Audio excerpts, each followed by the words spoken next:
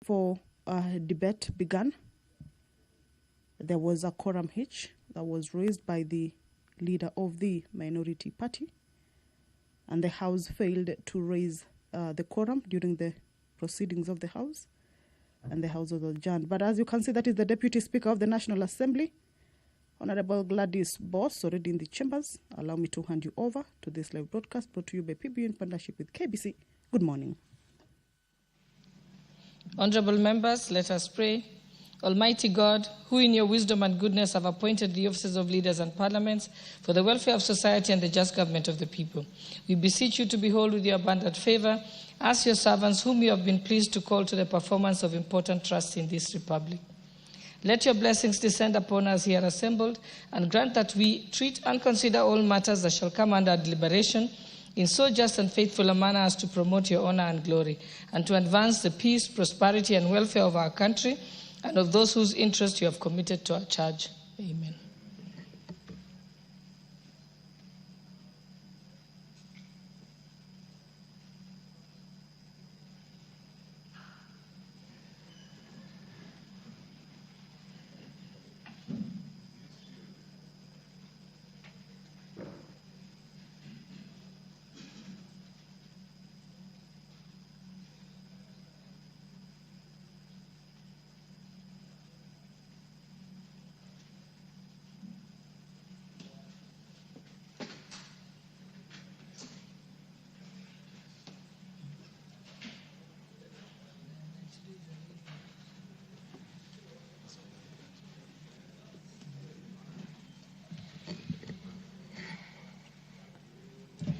I direct that the bell be rung for 10 minutes.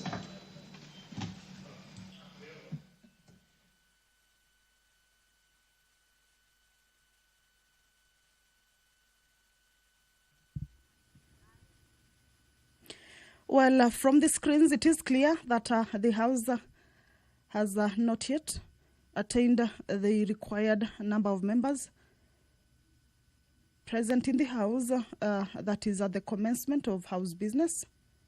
We've just seen more members walking in, and the lack of that quorum for the business to commence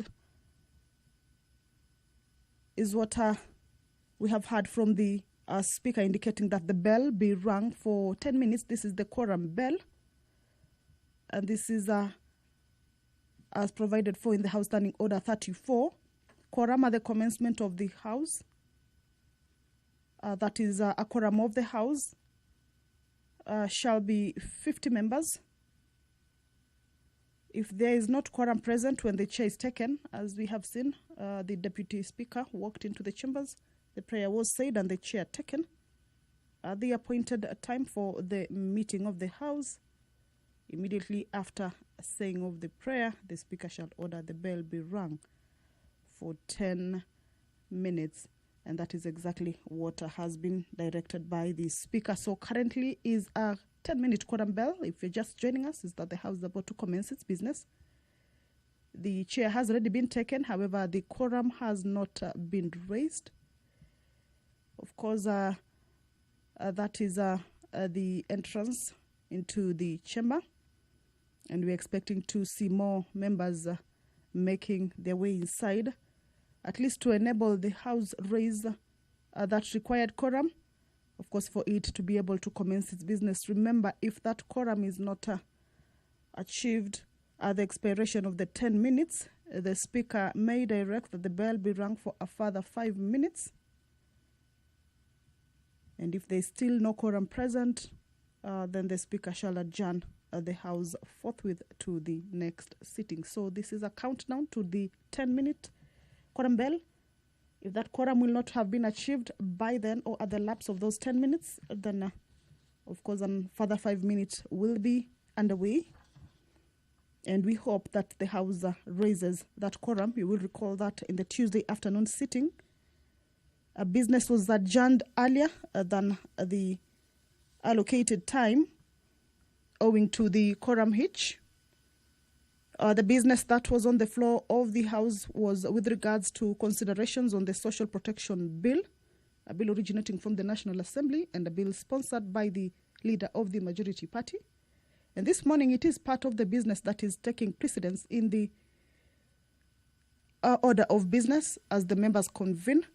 The leader of the majority will be seeking to have this particular business exempted from the standing order number 40 part 3, being a Wednesday morning, that is a day allocated for business other than that which is sponsored by the majority or minority party, or business sponsored by a committee, and this business is sponsored by the leader of the majority.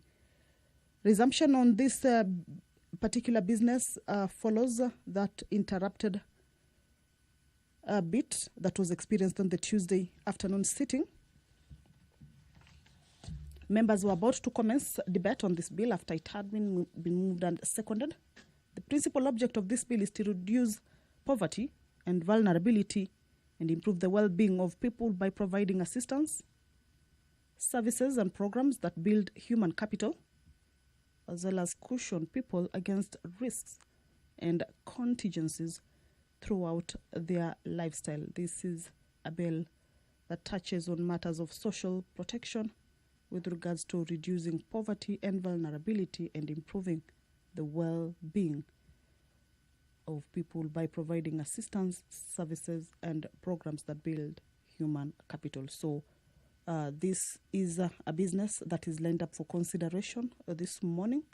Members will get an opportunity to weigh in on the contents of this bill. It's a bill that provides for the establishment of the National Board of Social Protection and defines its composition, functions, powers, and its sources of funds,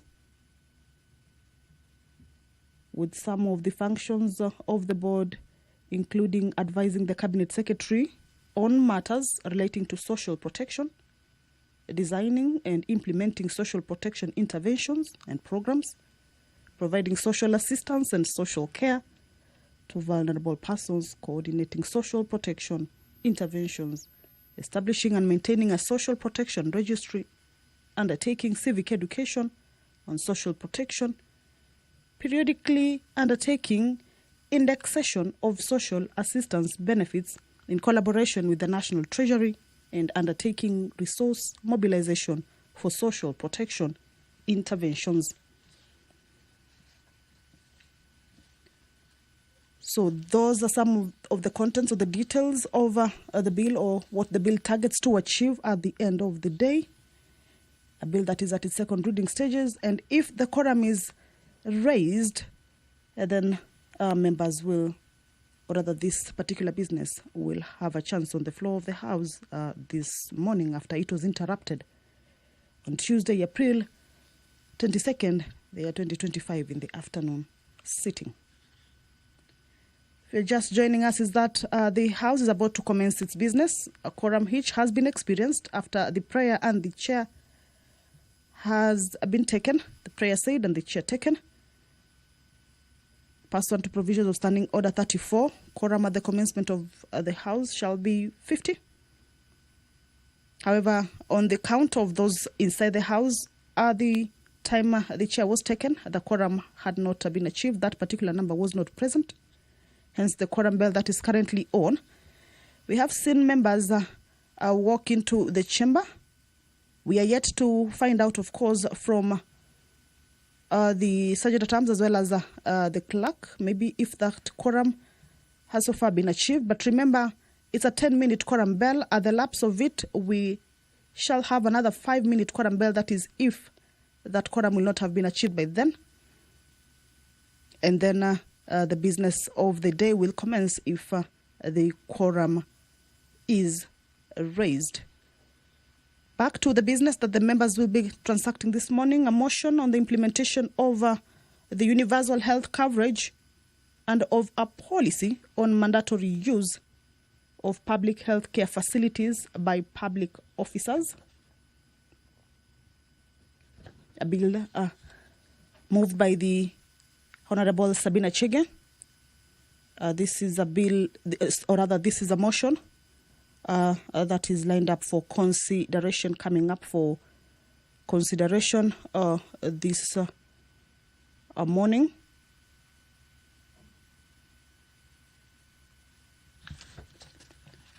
This is a motion that the mover will be seeking to have the House resolve that the government, through the Ministry of Health, implements the Kenya Universal Health Care Coverage Policy 2020-2030 and introduce a policy on mandatory use of public health care facilities by all civil servants, public officers, and state officers in the country.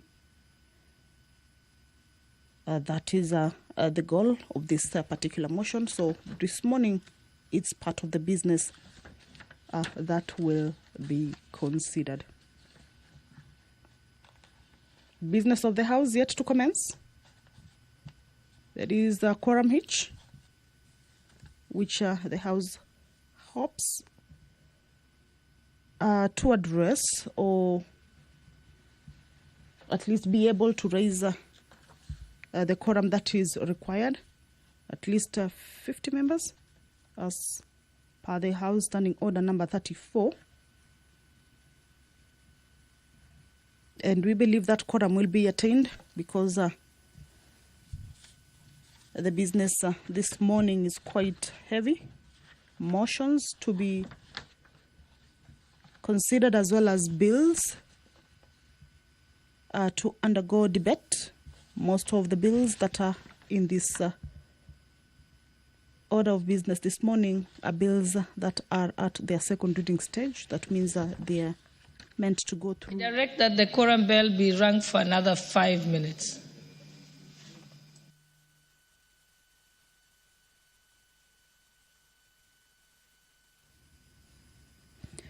Well, again, we have heard it from the Speaker, directing that the quorum bell continue for a further 5 minutes. That means the House has failed to raise that quorum at the first shot of 10 minutes. Provisions of the Standing Order 34 indicate that at the lapse of those 10 minutes, that is the first quorum bell of 10 minutes, a further 5 minute a bell can be rung, at least to give more room for the members who may be at least rushing into the House to be able to hasten their steps and get to the chambers and allow or enable the House attain or raise that particular or much needed quorum for the business to commence. It's a chilly morning, perhaps traffic on the road. However, the members, if they manage to raise that quorum, then the business will, without any further delay, commence. Remember, the time allocated for the sitting is 9:30 in the AM. If the quorum is not achieved, however, the House will be adjourned until the next sitting. You will recall this is the same case that befell the House on the Tuesday afternoon sitting. The House lacking to raise the requisite quorum or failing to correct for the business to be able to continue. And if that quorum is not also achieved this morning, then that means all the business that is lined up for consideration this morning will have to be moved perhaps to the next sitting. More members we can see at least from the entrance of the chambers. The whips from the majority side are getting into the chambers, perhaps coming from whipping the members who may be within the precincts of Parliament, but yet to get to the chambers to at least be able quicken and get to the chambers. Once that quorum is achieved, all right. So first order. Order number 1, administration of oath.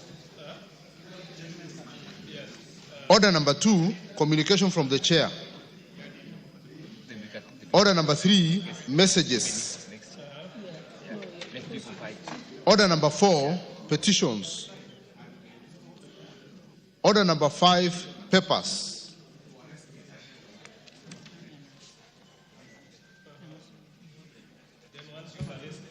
Thank you very much, Honorable Speaker. Honorable Speaker, I beg to lay the following papers on the table of the House today, Wednesday, April 23rd, 2025, in the morning sitting. Reports of the Auditor General of Financial Statements for the year ended 30th June 2024 and the certificates therein in respect of African Union and other international organizations subscription fund. 2, Agri and Cooperative Training and Consultancy Limited. 3, Asset Recovery Agency. 4, Commission on Administrative Justice Staff Mortgage and Car Loan Fund. 5, Credit Guarantee Scheme, the National Treasury. 6, Democratic Party of Kenya. 7, Executive Office of the President. 8, Government Press Fund. 9, Kabete National Polytechnic. 10, Kenya Accounts and Secretaries National Examinations Board Foundation. 11, Kenya Export Promotion and Branding Agency. 12, Kenya Plant Health and Inspectorate Services. 13, Kenya Water Towers Agency. 14, Kenya Wildlife Service. 15, Kisii National Polytechnic. 16, Migori Teachers Training College. 17, Ministry of Defense. 18, Movement for Democracy and Growth Party. 19, National Agenda Party of Kenya, NAPK. 20, Privatization Authority Mortgage Car Loan Scheme Fund. 21, State House. 22, Tanathi Water Works Development Agency. 23, Technical University of Mombasa Enterprises Limited. 24, the Commission on Administrative Justice. 25, Tourism Research Institute. And 26, Unclaimed Financial Assets Authority. Honorable Speaker, I beg to lay.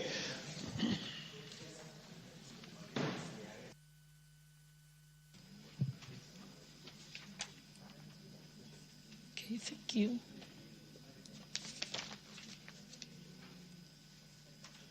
I think we have another paper, the chairperson for the Departmental Committee on Social Protection.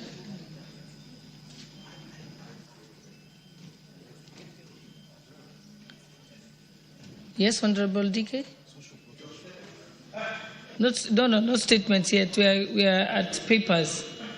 So there is the chairperson on the Departmental Committee on Social Protection. Thank you, Madam Speaker. Okay. Madam Speaker, I beg to lay the following paper on the table of the House today, Wednesday, 23rd April 2025. Report of the Departmental Committee on Social Protection on its consideration of the Social Protection Bill, National Assembly Bill number 12 of 2025. I beg to lay. Thank you, Madam Speaker. Okay, thank you. Next order. Order number 6, notices of motion. Order number 7, questions and statements.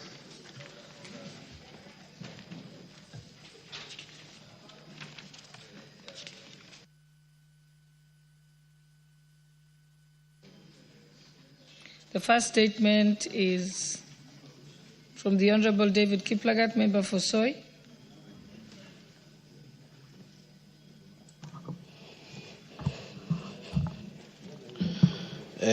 Thank you, Madam Speaker. I request for a statement regarding the venue for the recruitment of the Kenya prisons constables from Soy constituency. Honorable Speaker, pursuant to the provision of Standing Order 42.2c, I wish to request for a statement from the chairperson of the Departmental Committee of Justice and Legal Affairs regarding the venue for the recruitment of Kenya prisons constables from Soy constituency. Honorable Speaker, on 7th of April 2025, the Kenya Prison Service announced a countrywide recruitment of Kenya prisons constables. While the initiative is commendable and aligns with the government's commitment to enhancing security and creating employment for the youth, the logical and administrative arrangements in Soy constituency pose a challenge to the residents. The Kenya Prison Service identified 64 stadiums in Eldoret City as the recruitment center for the exercise. However, 64 Stadium is geographically and administratively located within Tarubo constituency. This action may disadvantage or will disadvantage the residents of Soy constituency, given that the selection criteria give priority to residents of the constituency where the exercise is undertaken. Honorable Speaker, it is against this background that I request for a statement from the chairperson of the Departmental Committee on Justice and Legal Affairs on the following. 1, measures the government is taking to ensure that the residents of Soy constituency are granted fair opportunity to participate in the ongoing recruitment of Kenya prisons constables by undertaking the exercise at a venue within Soy constituency.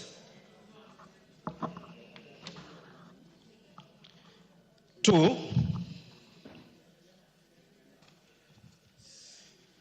a report on the circumstances surrounding the selection of 64 Stadium in Tarubo constituency as the venue for the recruitment of Kenya Prison Service officers from the Soy constituency.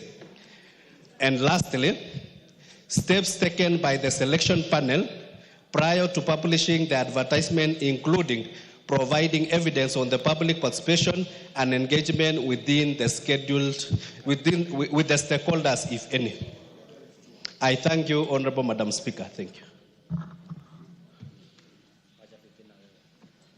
Can I elaborate? Sorry? No. You've made your statement. The Justice and Legal Affairs Committee, I think the response is supposed to be by you. Yes, Honorable TK. Point of order. As the chair responds in when do we get the statement, something to note is that the recruitment will be done on 30th April 2025. So it is on Wednesday, and this is something that is we all dear as Soy constituency. We don't lack venues where that exercise is going to be held. The venues for police, military has been held in Siwa, Sirikwa, Chepkigen grounds. We don't know under which guidance did the prisons take it to Tarubo constituency instead of Soy constituency. So as they respond, time is of essence. Thank you. Thank you very much, Madam Speaker. This is a very urgent statement that needs to be provided before the 30th, but the only other and reasonable available time would be Tuesday, the 29th, because that's the next sitting after tomorrow. We need a little time to take it, to transmit it to the relevant department of the ministry, and then we get a response. In fact, I'll do it directly, even as Parliament does it. I will take a screenshot of it and send to the two persons who should be preparing a response. Yes, Honorable Pukasa, what's your point of order?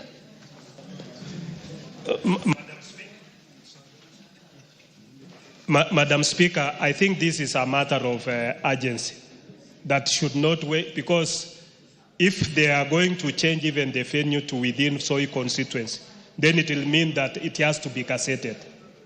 So I think it is something that should be taken urgently, because it is actually quite unfair that you can put a recruitment center in a different constituency to disadvantage the people of Soy. So I think the members should be assisted, and I would urge the Chair, Chailak, that if this can be transmitted even today, and he gives a response tomorrow afternoon, so that the gazettement of the new venue for the people of Soy can be done even by Monday or Tuesday, to allow them to participate without being disadvantaged. Yes, Honorable Murugara. We can make an effort, but even the process of relaying the question to the relevant government department will take a bit of time. I'm 100% sure that possibly it's going to reach there this evening, but we will do our best, very best, to ensure that if it can be brought tomorrow afternoon, I will have it. or it will be held by the leader of majority on my behalf, because I may miss tomorrow's sitting due to a commitment from the government tomorrow. But I'm sending this over straight away to the PS and to the Commissioner General of Prisons, so that we try to fasten the process of getting a response. Thank you. Okay, thank you. I think our next request for a statement is from the Honorable Carrido, member for Igembe Central. Yes, you may proceed, Honorable Carrido. Thank you, Madam Speaker. Request for a statement regarding Ethiopian Airlines ban on Miraa cargo transportation. Honorable Speaker, pursuant to the provision of Standing Order 442C, I rise to request for a statement from the chairperson of the Departmental Committee on Transport and Infrastructure regarding a ban by Ethiopian Airlines on cargo transportation of Miraa. Honorable Speaker, on March 23, 2025, Ethiopian Airlines issued a directive banning Miraa cargo on its flight from Nairobi, citing unspecified security and aircraft safety concerns. This decision has caused significant disruption to the Miraa trade, particularly affecting key export markets such as Israel and Sierra Leone. Despite confirmation of the ban by Ethiopian Airlines cargo service in Nairobi, the precise nature of the security and safety risk prompting this action remains unclear. Honorable Speaker, given that Ethiopian Airlines is a crucial carrier for export from Kenya, particularly Miraa export, this ban poses a severe threat to the livelihood of farmers and traders, especially in Igembe Central constituency, where Miraa farming is primarily economic activity. The ripple effects of this decision highlights the urgent need for diplomatic intervention to ensure the safety of Kenya airspace, safeguard Kenya's Miraa trade, and explore alternative market opportunities in regions such as Djibouti, Mozambique, and Somalia to ensure a sustainable solution to protect the economic stability of Miraa dependent communities. Honorable Speaker, it's against this background that I seek a statement from the chairperson of the Departmental Committee on Transport and Infrastructure on the following. Circumstances that led to the Ethiopian Airlines ban on Miraa cargo on its flight from Nairobi, measures being taken by the ministry to urgently engage the Ethiopian airline on the specific security concerns that led to the ban on Miraa cargo, so as to ensure the safety and security of cargo transportation generally, the assumed transportation of Miraa cargo, and efforts being made by the ministry to explore alternative airlines or routes for Miraa exports. I thank you, Honorable Speaker.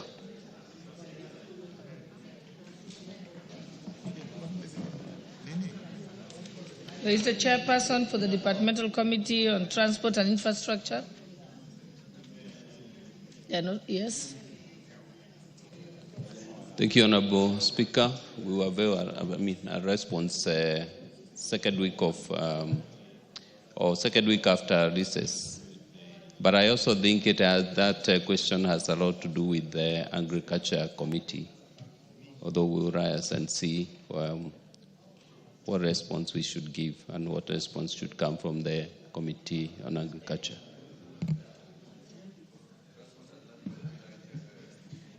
But I thought the question, I thought the statement is about the ban by Ethiopian Airways, cargo containing Miraa. Is that the issue? So it's not about the planting. That's the issue, but I think the cargo is a major issue, not the... Yes, so cargo is transport and... No, I mean the goods in the aircraft. The goods being transported. Yes, the goods being transported is an agricultural product. Yes. But the issue is got to do with the transportation. It's like when a person is banned from getting onto an airline. Yeah, okay. Thank you. Yeah, so I think that's purely transport, because the rights to land in Kenya, take cargo and so on, solely falls under Kenya Airports Authority, which is... I totally agree with you, Honorable Speaker, Okay. and that's why I said we will see what input the Agriculture Committee will give to that response, to enrich our response. No, I think that's purely on your shoulders, I think. Thank you. Yes. Yes, Chairperson Agriculture, I can see you want to say something. Thank you, Honorable Speaker. Honorable Speaker, I am actually surprised that the chairman of Transport is trying to push them back to Agriculture Committee when we are talking about transportation of goods that are already finished and packaged for market. If we talked about trade, it would be a little bit relevant. We've not heard about NTBs. If there are any non-tariff barriers involved, probably we can talk about Agriculture Committee in terms of whether there are escalations in undesired either pests or pesticides or any other chemicals that may be in terms of the exceeding, if they are exceeding levels. Thank you. All right, we'll wait until 2 weeks after recess from the Transport Committee. Yes, Honorable Wanyonyi. Madam Speaker, I'm also equally perplexed because we're trying to have the East African countries together, working as a bloc. And this kind of thing, I think the Transport Department here should be able to take it urgently. If there's an issue to do with whatever sector there is, but they should actually bring it before this. Because we are talking about East Africa community, and we depend on each other in terms of creating jobs and even businesses. So I think the Transport Department should be able to take this urgently and see where it comes in. It should not suggest that actually it's agriculture. It's actually to do with the business within the East African community. Okay. Thank you, Honorable Wanyoji, for the emphasis. Now we can move to the responses to statements that have been requested. And I think we'll start with the Honorable Member for Runyenjes, Honorable Eric Karemba. You were supposed to respond to... Oh, yes, sorry, the question was yours, but it's the Chair Agriculture who's supposed to respond, yes. Chairperson, Agriculture and Livestock Committee, Honorable Mutunga. You have a response? Honorable Speaker, I do not have a response with me right now, but I can get it in the course of the morning.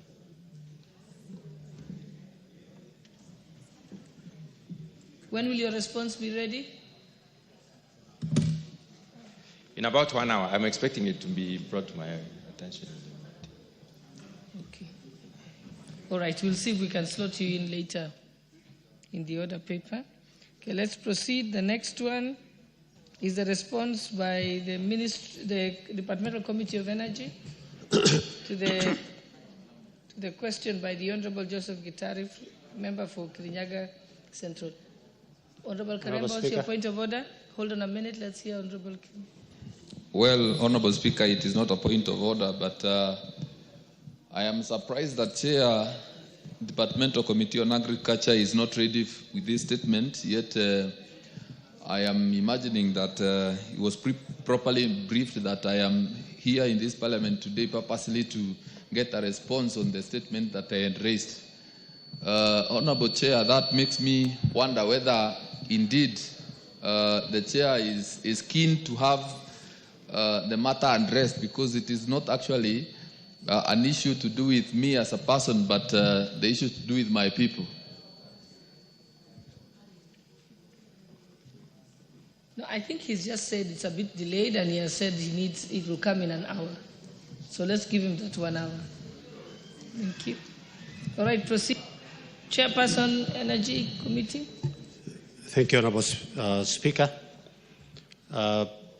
This is a request for response to a statement regarding the status of electricity projects in Kirinyaga County before the Departmental Committee on Energy. Honorable Speaker, reference is made to the letter reference that is given there, which is dated 1st April 2025 by Member of Parliament Kirinyaga Central, Honorable Joseph Gachoki, who requested our committee to look into the statement regarding the status of electricity project in Kirinyaga County. Honorable Speaker, following that letter, Honorable Speaker, the following are the submissions as requested. Question number 1 sought to get the status of various schemes in Kirinyaga County. The project listed in the request for statement are part of the current last mile project under European Investment Bank, French Development Agency, and the European Union funding secured by Government of Kenya for electrification of various parts of the country. Honorable Speaker, the first table gives 12 projects which were listed, starting with Kariko, which is a REREC, and it is an award called INOI, and the funding, the last column indicates who are the funders, and that is the European Investment Bank. And they go all the way down to the last one is Career Village and Career Factory in an award called Kerugoya and funded by European Investment Bank. Further, to ensure universal access to electricity is achieved, the ministry through REREC has been implementing public facilities and transform maximization project in all the 4 constituencies in Kirinyaga County. Specifically, in the last 2 financial years, that is 2023-24, 24-25, REREC has invested 197.17 million in the county for implementation of various programs and projects. This is an equivalent of 24 number of projects benefiting 2,329 households as per Table 1. In Gishugu, we have targeted customer 55, Kirinyaga Central 570, Mwea 1,113, Ndia 591, a total of 2,329 customers. The constituency projects status analysis. The State Department through REREC has identified specific projects in various stages of implementation in each of the 4 constituencies in Kirinyaga County as enumerated below. Honorable Speaker, again, Table 2 has 9 projects that has different names of projects, starting with Miria Career Village with a total cost of 2 million. Just 1 minute, Honorable Gikaria. Is the Honorable Member for Kirinyaga Central here? The person is the one who requested the statement. So if he's not in the House, that the case will be that you just table the statement. Much obliged, Honorable Speaker. Thank you very much. Let's move to the next order. Order number 8, procedural motion, exemption of business from provision of Standing Order 43.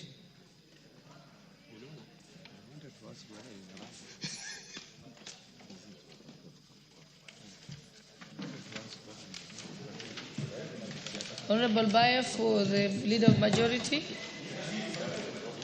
Thank you, Honorable Speaker. Honorable Speaker, I beg to move the procedural motion on exemption of business from the provision of Standing Order 43. Honorable Speaker, that this House resolves to exempt the business appearing as order number 9 in today's order paper from the provisions of Standing Order 43, being a Wednesday morning, a day allocated for business not sponsored by the majority or minority party or business sponsored by a committee. Honorable Speaker, in moving, I want to say this, that today is Wednesday, and Wednesdays are meant for private members' bills and or committee bills. But because we have a matter that is very important for this country, the Social Protection Bill, Honorable Speaker, it is important that we allow debate on this bill that is coming on the second reading so that we are able to pass this as soon as possible. Honorable Speaker, passing this bill unlocks billions and a lot of money that will be used, Honorable Speaker, for social protection. If you look at social protection, we have money that is usually given to Kenyans that require support of government in their livelihoods and in their lives. And this is such an important bill, Honorable Speaker. As I prepare the Honorable Silvanus Osoro, the Chief Whip, to second this motion, Honorable Speaker, I would like to say that this is a piece of legislation that we must have as a country. The Social Protection Bill. This bill, Honorable Speaker, if you look at the money that we give, 3.4 billion, Honorable Speaker, that goes into supporting the WAZE, the fund that is usually released, the Social Protection Fund, and many other funds and other monies that are given in kind. If we do not pass this bill as a country, we suffer the consequence of not being able to support the vulnerable people in our country. And therefore, it is important that this Wednesday today, we debate this bill and pass it at second reading so that, Honorable Speaker, we unlock the billions of funds that may come from our friends, our donors and partners who want to support the vulnerable. I can see the Honorable Member for Nakuru looking at me. Yes, there are very many vulnerable people in Nakuru. And if we pass this bill, Honorable Speaker, the people of Nakuru will be helped and they will have a lot of money, Honorable Speaker. And Kwanza, actually the people of Kwanza require, the people of Baringo North, and we have to pass this bill, Honorable Speaker. I think it is consensus. Just a few people, we discuss this bill, we pass it, and billions are unlocked to help even the people of Honorable Gesairo. Honorable Speaker, I move and request the Honorable Silvana Sosoro to support the procedural motion. Thank you. To second the procedural motion. Honorable Osoro, proceed. Thank you very much, Honorable Speaker. Honorable Speaker, you know the Honorable Deputy Majority Leader was a drama teacher in school, so he speaks with a lot of expressions when making a point, and that is very good. But be that as it may, Honorable Speaker, what we are seeking in this procedural motion, Honorable Speaker, is to exempt the business, Honorable Speaker, of today, this very morning, because ideally, it's within the knowledge of members that Wednesday mornings are preserved for the private members' bill, and it can only be through the movement of this House, the agreement by this House, that we exempt that business so that we can dispense of the government business, Honorable Speaker, that is very crucial. Honorable Speaker, one of the very serious business that we really need to dispense of, Honorable Speaker, that is in the order paper, is the Social Protection Bill. I see several members really confusing the bill that is in order 11 and the bill that was also in the order paper yesterday, Honorable Speaker. And I want to assure the honorable members that the bill that is in order 11 is a private member's bill. Very, very different from what members, think to be what should be on the order paper, Honorable Speaker. So we seek to exempt the business, Honorable Speaker, of today, so that we can push forward the business of the social protection. But, Honorable Speaker, I was surprised when Honorable Owen said that the reason why we are pushing for the social protection bill is to support people like the honorable member for Kwanza. And I don't know what he meant. I don't know whether the honorable member for Kwanza is 75 and requires the 2,000 shillings and in a month. But if indeed he requires, when eventually it goes up, it will be very good. So, and he should have mentioned the other members, the Honorable Yusuf, the honorable member for Kwanza, and several others, Honorable Speaker, who was 75, Honorable Speaker, and above. And with that, Honorable Speaker, I beg to second. And Honorable Moroto, too.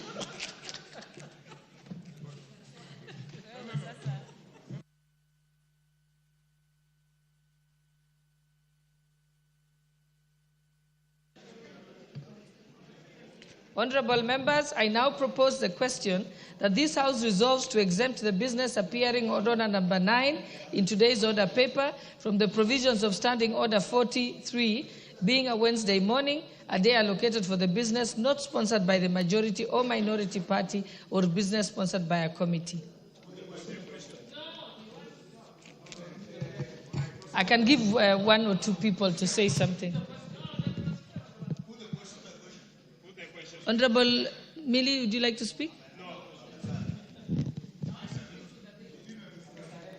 Okay, honorable members, I now put the question that this House resolves to exempt the business appearing on order number 9 in today's order paper from the provisions of Standing Order 43, being a Wednesday morning, a day allocated for business not sponsored by the majority or minority party or business sponsored by a committee. Will as many as of that opinion say aye? Aye. Will as many as of the contrary opinion say nay? The ayes have it. Next order. Order number 9, the Social Protection Bill, National Assembly Bill number 12 of 2025, second reading, resumption of debate.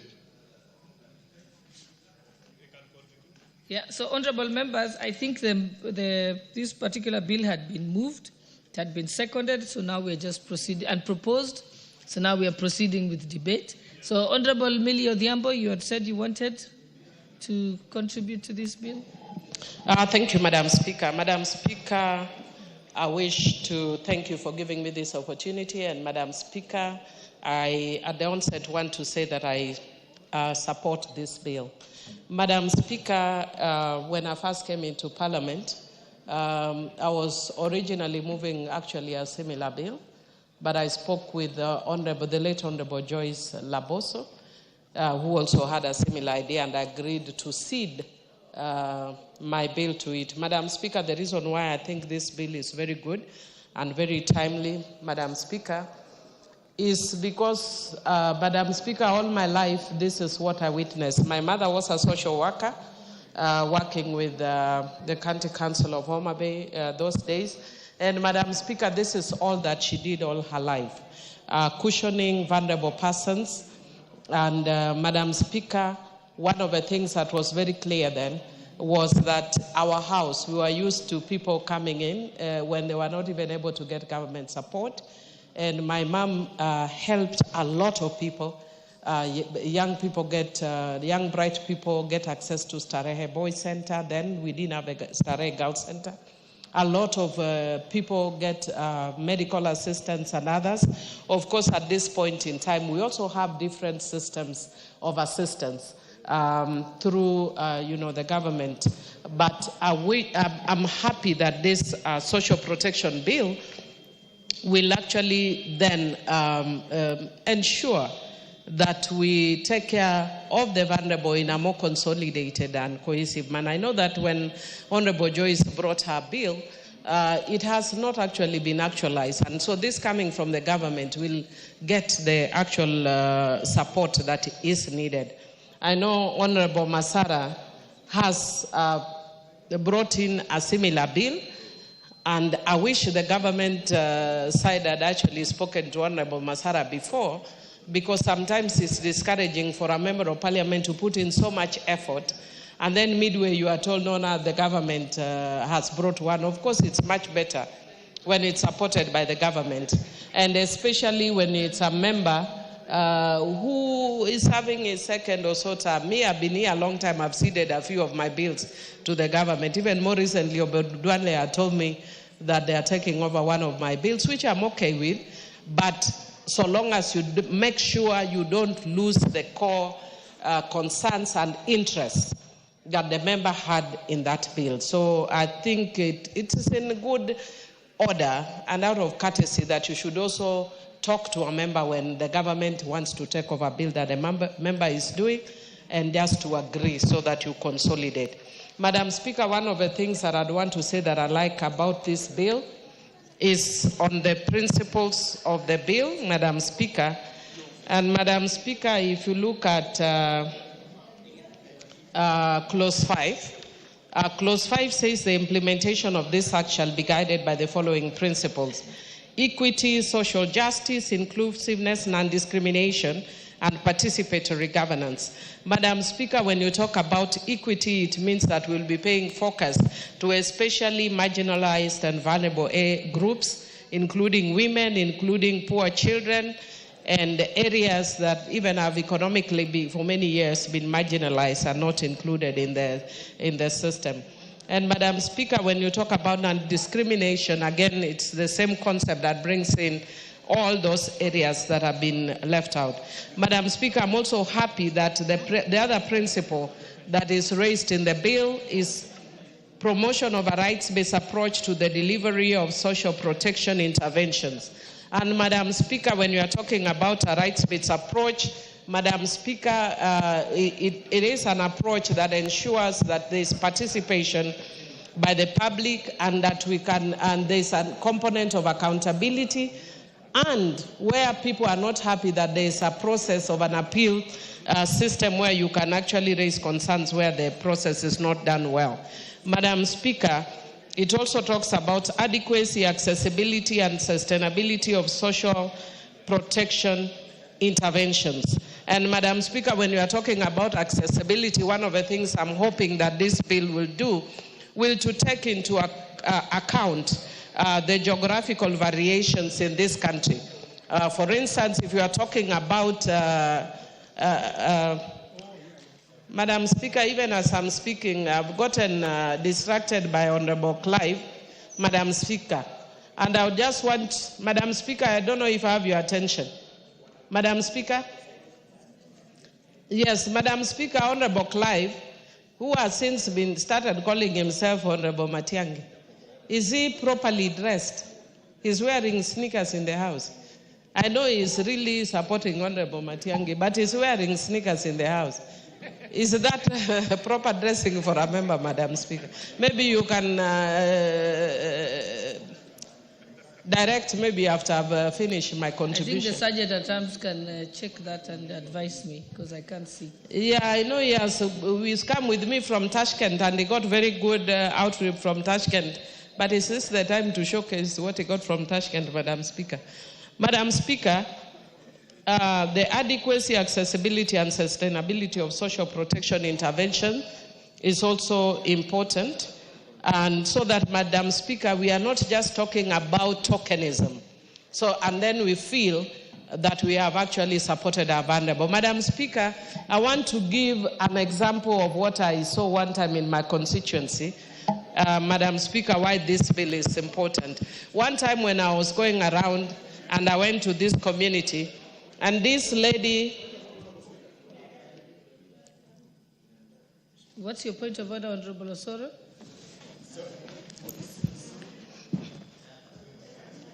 Sorry, Honorable Speaker, it's not my wish to interrupt my learned senior Honorable Millie, and it's really unrelated to what she was, and to her submission. But I see the Honorable Gisai, Honorable Speaker, is not properly dressed to be in chambers, Honorable Speaker. He is actually in sneakers or sports shoes or something.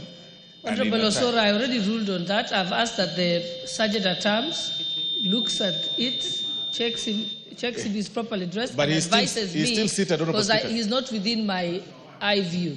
So the Sergeant at Arms is going to advise me shortly. Let's proceed, Honorable Millie. Thank you, Madam Speaker. Madam Speaker, I'd already actually raised the issue because I know Honorable Clive wants to show that he's come back from Tashkent, Uzbekistan. I was with him, so I know he has really got some really nice outfits, and he said that he would be using them maybe to welcome Matiang'i, but the welcome is done. So just now, dressed properly for Parliament. But Madam Speaker, I was just saying, I was giving an example that when I went to my constituency, Madam Speaker, and one of the women who came to me, the public actually asked me to assist this woman, and when she came to me, she literally pulled her dress up, her blouse up, before the public. And she had a terrible breast, which was oozing with pus. And it's one of the things that I've just seen on textbooks, Madam Speaker. And Madam Speaker, unfortunately, what Kenyans know now is that social protection has become almost a sole mandate of elected leaders. When I go to the constituency as a member of Parliament, when other members of Parliament got down to seek support, to seek to do their representation role, we are added other roles, which include social protection. And Madam Speaker, that is why sometimes I get amazed when you hear people who are elitists, who are divorced from realities of the ground, saying how CDF should be removed, Madam Speaker. Even though CDF focuses not on social protection but infrastructure, it has actually ameliorated some of the challenges and pressures that were put on members of Parliament. And one of those issues that are placed on members of Parliament right now is the issue of social protection. Madam Speaker, I recently started my PhD studies, and I seek to undertake my thesis on challenging some age-old held theories including separation of powers, Madam Speaker. A very good concept that talks about the role of an MP being legislative, representative, and representation, but forgets the reality on the ground. That when I go to the ground, the public knows that that is, by the way, it's not my main role. The public knows my role is social protection. The public knows my role is development. And where it works, why do we have to fight what works? If we see a system that is working, must we remain true to something that was developed in 18-something by somebody who didn't know my village, Kolokanyala, in Rusinga Island, who doesn't know those realities? And Madam Speaker, we now also have scholars, we have intellectuals who can also come with beautiful theories. And I'm one of such intellectuals who will come with theories that will either improve Montesquieu's theory or will overthrow Montesquieu's theory. It will take 20 years or so, but I'm saying that out of Africa, something beautiful is happening. And that something beautiful is a different model of development that ensures infrastructure is coming up, that accelerates infrastructure. Because our core area of accountability is through election. You don't do work for members of the public, they throw you out. Who wants to be thrown out? So, Madam Speaker, we have to reconceptualize how we think. And one of the things that this would help before it completely overwhelms MPs is the issue of social protection. Madam Speaker, we provide for people with medical needs. We provide for bereavement. We provide for, mental health. We support even people who are having diaries and all that. Young men who want to marry and cannot be able to marry because they don't have means. It's a role of MPs. Madam Speaker, if I was asked to write a CV of what an MP is, it's very different from what I see the elite people write. Legislation, representation, and oversight. We are pastors, we are intercessors, we are preachers, we are social protection systems, we are ATMs, we do councillors. Madam Speaker, the list is endless, but we need to reduce it to a manageable level and look at the ones that work. And one of them that works excellently, and people are coming from all over Africa to benchmark, is CDF. And that is why, in order to shield us, let us make sure that the government at least takes the social protection to protect our vulnerable women, to protect our vulnerable children, to protect persons with disability and other marginalized and minority communities in the society. With those few remarks, Madam Speaker, I support. Thank you. The Honorable Member for Suba West, Honorable Masara. Suna West, yes, Honorable Masara. I know you had a similar bill. Yes, proceed.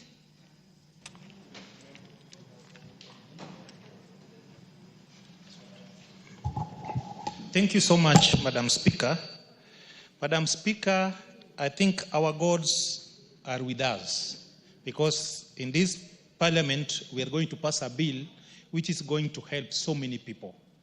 I want this House to also remember the late Honorable Laboso, Joyce, because her, with the assistance of Honorable Meli, who also assisted me to draft the bill, and I'm copying her. She's doing her PhD on the same line. I'm also a student of PhD on the same line. And we are talking about this particular bill. The Social Protection Bill, Madam Speaker, is a very important bill.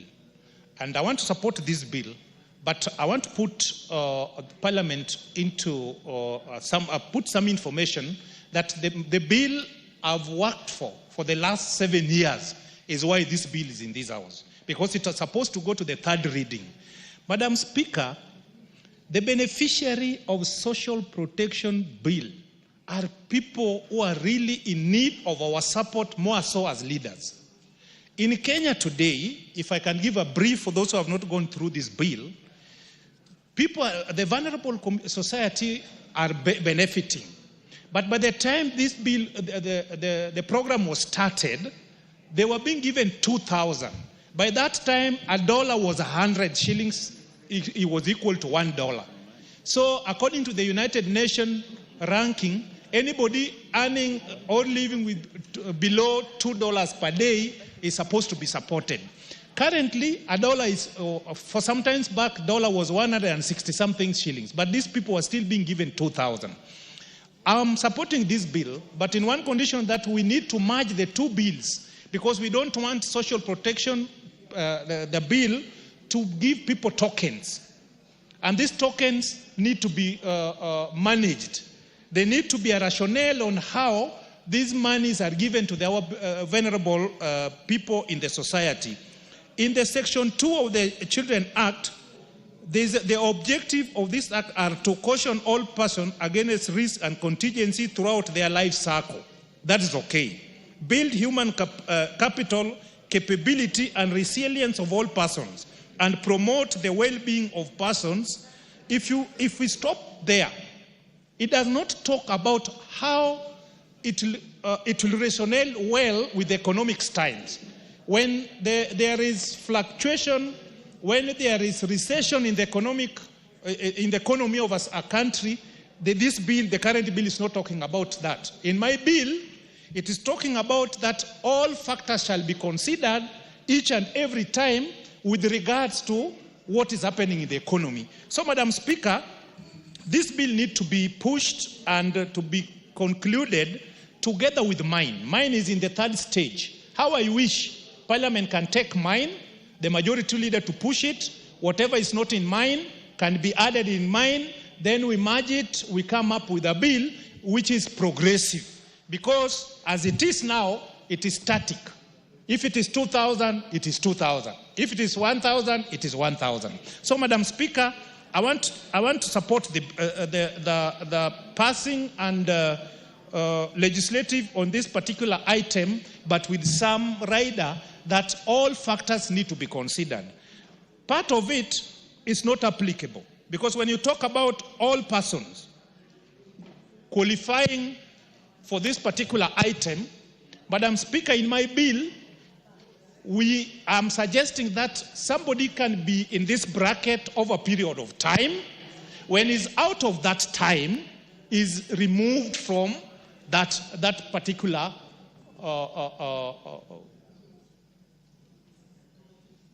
support. But this one is talking of all persons. So as I support this bill, I'll talk with most of our members and the leadership of Parliament so that we can bring them together. We come up with a legislation which is progressive, which will go for a longer period of time, but as well helping the needy people. Madam Speaker, the CDF now, we have a provision of supporting these vulnerable people through paying for them health, NHIF, the previous scheme. Now it is SHA.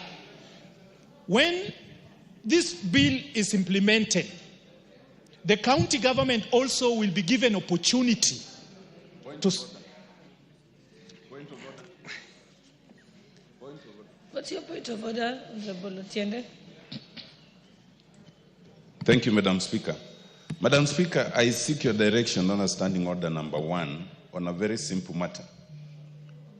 I'm listening to Honorable Masara support the bill, but he's also asking you to direct that his own bill be brought forth so that the bills can be considered together.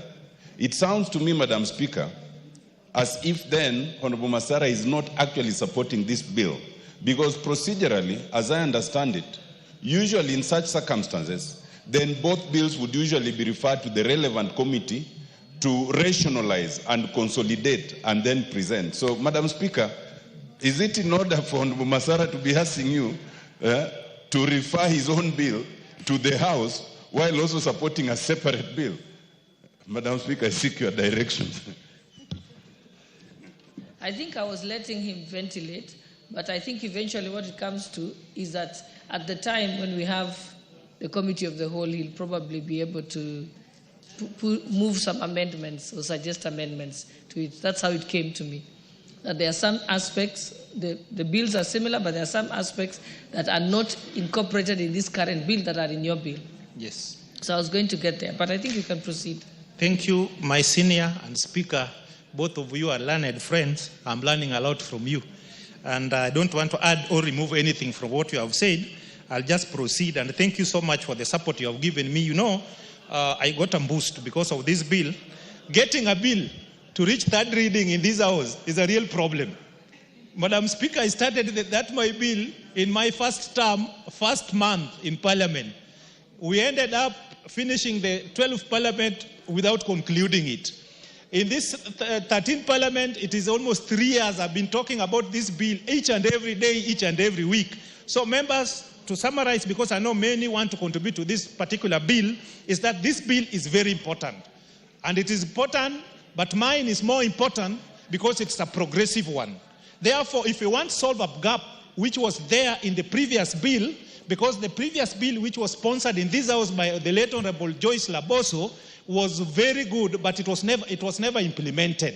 The ministry took over the bill and they promised the parliament that they are going to enhance it, but they never did it almost 10 years after the death of Joyce Laboso. That's why my bill delayed. Now what I'm asking is that we must legislate on bills which will serve the current generation and generation to come, and it is for prosperity. In that regard, as you have ably advised me, in the third reading, we'll have to merge these two bills and come up with a bill which will support our people. Madam Speaker, on the issue of NGCDF, NGCDF is the lifeline of Kenyans. If you want a devolved function, money which the people of Kenya are enjoying is NGCDF. In Suna West constituency alone, I've done 4 police stations. I've done 4 ACC's offices. I've done the ACC office. I've done anti-stock theft. I've built 27 new schools, 23 primary and 4 new girls secondary school using CDF. 1,200 people who are enjoying the insurance cover, NHIF, using NCDF money. 500 students are fully sponsored in Suna West using NGCDF money. Madam Speaker, we can kill any other fund, but we need to increase allocation for NGCDF, and it should be timely. The first allocation which the Treasury need to do is NCDF, even before paying salary. NCDF should be released because it reaches to all the 290 constituencies in Kenya are enjoying the fruits of NGCDF. Madam Speaker, having said that, as a country, we need to put our priority rights. And as a researcher, I know when you have operated with an item for over 10 years, we need to relook into our constitution so that where the drafters erred or where there were gap can be corrected so that Kenyan people can enjoy. I'm an aspirant I'm going to be a governor of Migori in 2027. But the truth of the matter is, as it stands, the people cannot enjoy the fruits of devolution. Many people died, including Dr. Odhiambo. But now their families and generation are not enjoying the fruits of devolution because of the gaps in the constitution. Madam Speaker, you remember I'm the last mayor of Migori. I operated with the Local Government Act, Cap 264. Okay, you can let's give him a minute. Thank you, Madam Speaker. You know, there are very few mayors in this town. His Lordship, the mayor. I'm very few, like now I'm the only one here. If you can look, the money, the project we started with the Latif, which was only 57 million per municipality.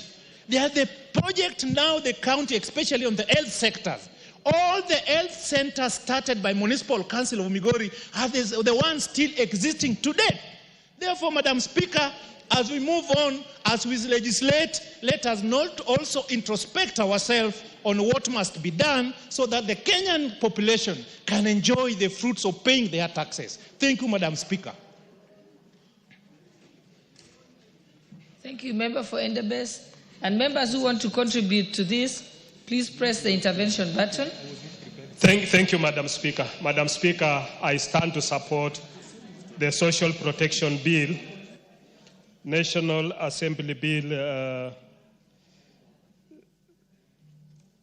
number 12 of 2025. Honorable Speaker, This is a very crucial bill.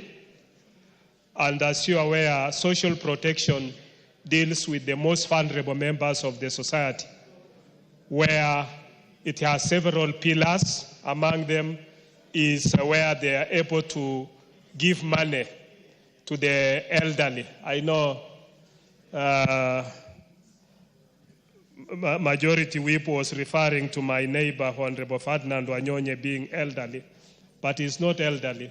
Honorable Ferdinand is a young man.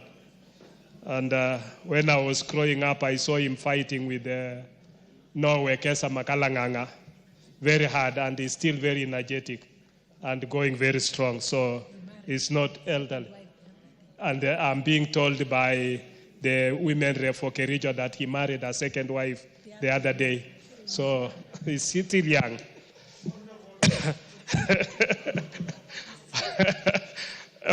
Thank you, Madam Speaker. So we've been seeing that in this bill, Honorable Speaker, the social, the SAF fund, the Social Accounts Fund, through the amendment to the Public Finance Management Act, will be able to be created.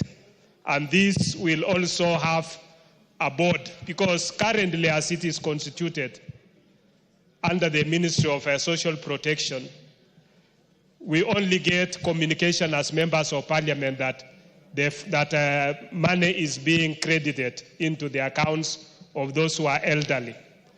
But you find that among those who are elderly, there is somebody who is 70 who is getting the money, and there is somebody who is 75 and is not getting the money.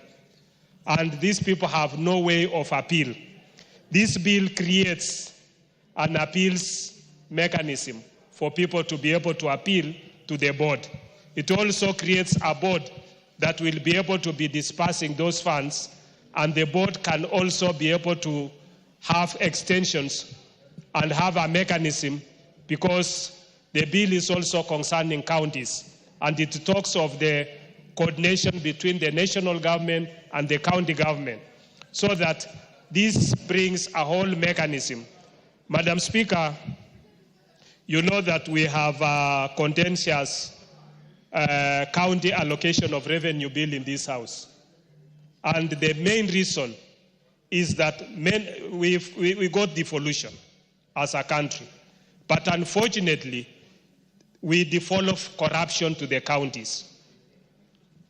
Most of the money that is going to the counties is not ending up in the ward level. It is. Yesterday, I saw the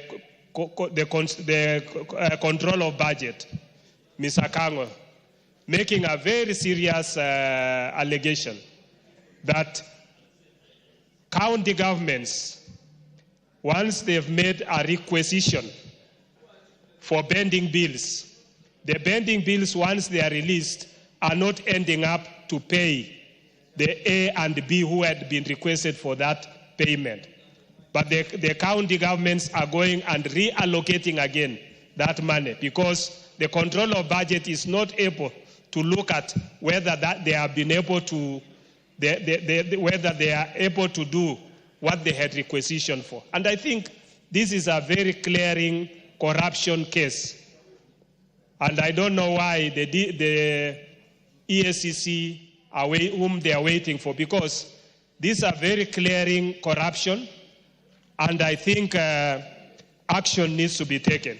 Honorable Speaker, even the fight about the road maintenance levy is not about doing roads for the people. We've seen what Kura has done. We've seen what Kera has done. In the constituency, once Kera has done the road, you will find that counties want to come and even put a board into that road saying it has been done by the county government. And the money that was supposed to do that road disappears. So the fight is not about doing the roads. It's not about assisting the wananchi. It's not about devolving of the funds. It is about money being siphoned out of the proposed or alleged programs that they are supposed to do. Honorable Speaker, I think as a House we need to pass this bill, so that we can have a clear mechanism on how those who are most vulnerable within the society, the elderly, the orphans, those who are within poverty-stricken areas. And it's very sad, Madam Speaker, that yesterday in Nairobi alone, we lost about 6 people in the slums of Mathare and other places as a result of rains. These are risks. This is what exposes our people to unnecessary deaths, where you have a stone falling into a house where there is a mother and the children, and all of them loses their lives. This is very sad, Madam Speaker, that it should not be happening in this day and era. And therefore, I think it's important that as we come into and forming this social protection, House approving the social protection bill, and us having a board that will be able to look at this issue, the most vulnerable members within the society, that issues about people being killed by a lot of rains and causing floods should not be happening. Madam Speaker, I heard the former mayor for Migori talking about that his bill needs to be matched with this bill at the third reading. That is not a possibility. It doesn't happen. That is not how bills or how laws are made. His bill will, since we have this bill, I think the most sensible thing would be for him to make his amendments and put into, because this is a government bill, put his amendments into this government bill, bring his amendments, then we can reject his bill, and so that we can have only one bill that will address this. We should not be having a duplication, then later on we are not able to do it in a proper way. So since this is a bill that is sponsored by the majority, we should be able to, even our own standing orders gives it that the majority or a bill sponsored by government has priority of a bill that is sponsored by the member. And therefore, this is a bill that is now going through the second reading.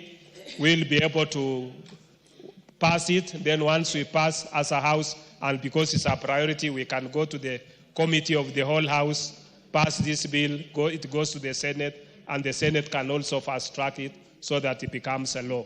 With those few remarks, Honorable Speaker, I want to support this bill and hope that we can be able to fast-track it and make it necessary for Kenyans to be able to enjoy social protection. Thank you, Madam Speaker. The Honourable Member for Kericho County, Honourable Beatrice Kemei. Thank you, Honourable Speaker, for giving me this opportunity. And on the onset, I want to support the Social Protection Bill of 2025. Honourable Speaker, this is a very, very important bill to me and even to us as members of Parliament. Social Protection Bill. This bill takes care of the vulnerable in the society. And this is where we have the government having these policies and programs which are designed to safeguard individuals against poverty, vulnerability, and even social exclusion throughout their lives. This is a bill, Honourable Speaker, that aims to prevent or mitigate risks and emergencies, and especially for the vulnerable groups, and it will promote social inclusion. Honourable Speaker, as the County MP Kericho, I want to put it clear that women reps or county MPs have so much responsibilities, and especially when it comes to the people we represent. Those are the people living with disability, women, elderly, the children, and even the youth who are also in the bracket of being vulnerable. And Honourable Speaker, with this knowledge, the allocation of NGAF is not enough to cater for the needs of these many vulnerable groups. I'm glad when we have this bill because it will help us so much. And especially when it comes to the basic needs.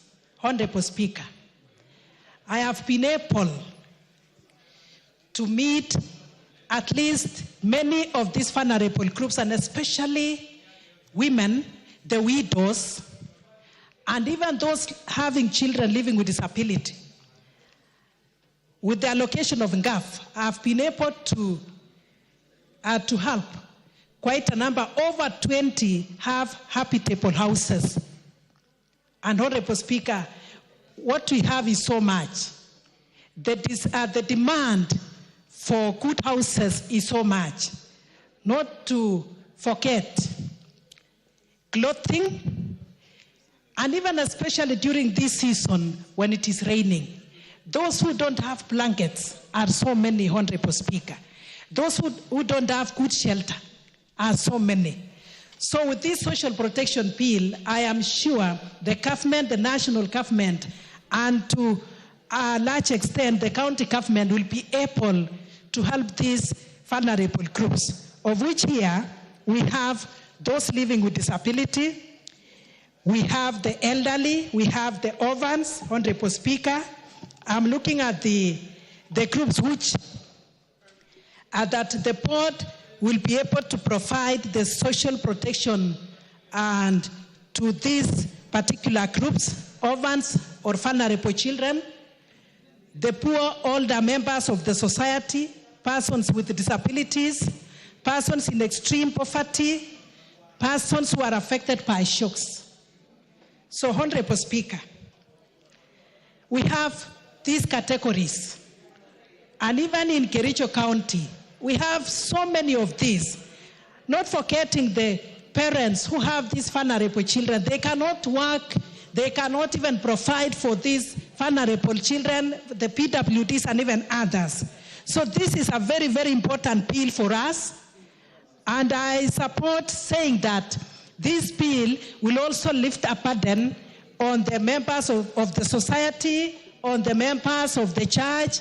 This will also lift a burden on the leaders, just like what my other colleagues have said, that our members of parliament are expected to provide for every need, be it a personal need, maybe people traveling, people have no food, people have no clothing, not to forget the school fees for the vulnerable children.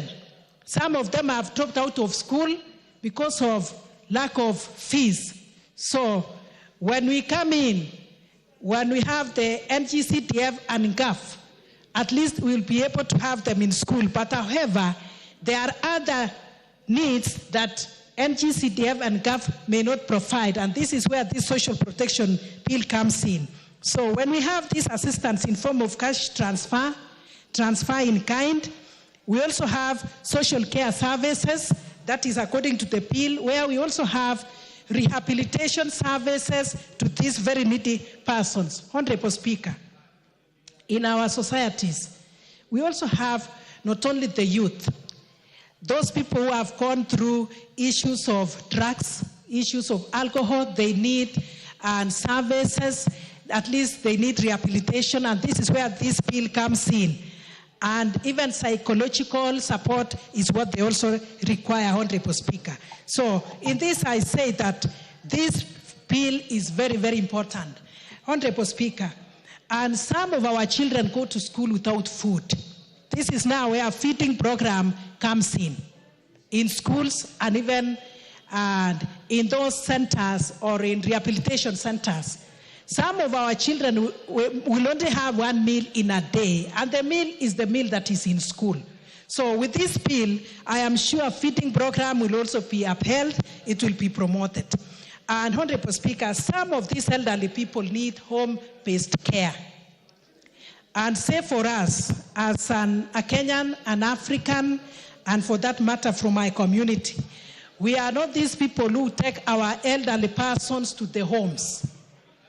To the elderly homes. We take care of them at home. But taking care of them by those people who don't also have will be a challenge. So even with this cash transfer of 2,000, it is not enough for these elderly people. But when we have this bill, I am sure other factors considered, they will have more of this money and they'll have more of the resources that they require, and even transfer in kind, and we'll be able to take care of them, or they'll be taken care of them in their homes. Honorable Speaker, apart from that, when you talk of support, the elderly people may not only need cash, may not only need kind transfers and all that, they also need psychological support. That is when we'll have people around them. We still need them at least to be able to use the wisdom they have. This is now where this bill also comes in very, very important. Honorable Speaker, looking at the work of the county, and we have in this bill that in the administration and provision of social protection, the county government will have to implement national government policies on social protection through county-specific legislation and strategies. And they'll also be able to allocate resources for social protection intervention at the county levels. Not to forget that the registry, they'll have to develop a registry for social protection. This is now when we'll be able to know how many in every county, how many of these categories do we have, and how many will be assisted or will actually benefit from this. And without this bill, Honorable Speaker, the county government may not be able to allocate the resources that is required. But as we have this bill, the county government, in collaboration with the national government, will be able to reach even with those ones in the deepest parts of our counties, Honorable Speaker. And especially this time, Honorable Speaker, some of our elderly people and even the vulnerable may not be able to have food. Even with the subsidized fertilizers, some of them may not be able to plant. But with the cash transfer and with this one in kind, at least the county government will be able to identify them, provide the necessary resources for them. Some of them have very small piece of land, but food security being very, very important, Honorable Speaker, the county governments can provide as it is required. So to me, Honorable Speaker, I support this particular bill, and I know it will lift a burden as we try as much as we can to help the most vulnerable members of the society. And once more, Honorable Speaker, I support the bill. Thank you very much. Well said. The member for Marsabit. Thank you very much, Honorable Speaker, for giving me this opportunity to add my voice to this very important bill that concerns the life of the vulnerable in our society. Honorable Speaker, when we speak about vulnerable people in our country, we have the senior citizens. The senior citizens maybe who have been working in the past, but today they live in a very poor situation in different parts of this country. They don't have anything that protects them against any danger. They don't have medical care. They don't have social protection. And even they don't have any of their relatives to support them.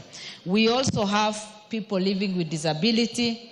In most of the parts in this country, people living with disability have been disadvantaged in many ways.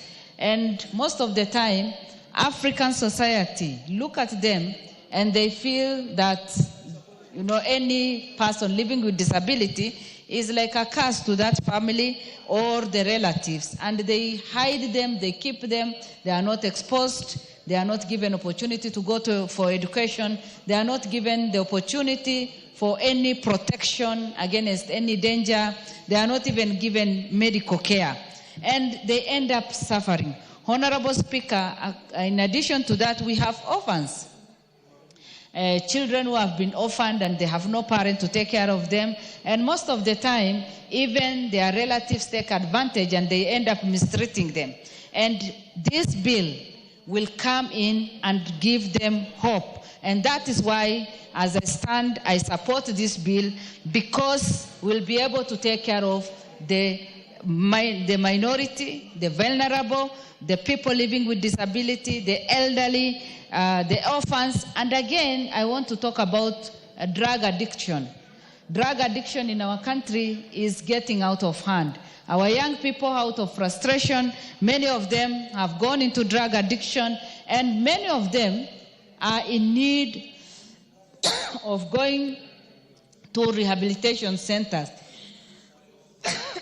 Honorable Speaker, as a country, we need to plan for them. We need to take care of them. We need to see how they can be rehabilitated and come back to the society. The parents of those who are drug addicted are suffering because they have no way to help them. And if this bill can also put into place how they can be assisted, that can really help. Honorable Speaker, another category of the vulnerable in our society is the people living with HIV/AIDS. We know very well that HIV/AIDS is something that affects our society and something that has been here with us for many years now, and many families are affected. And these are the vulnerables in our society that need serious attention.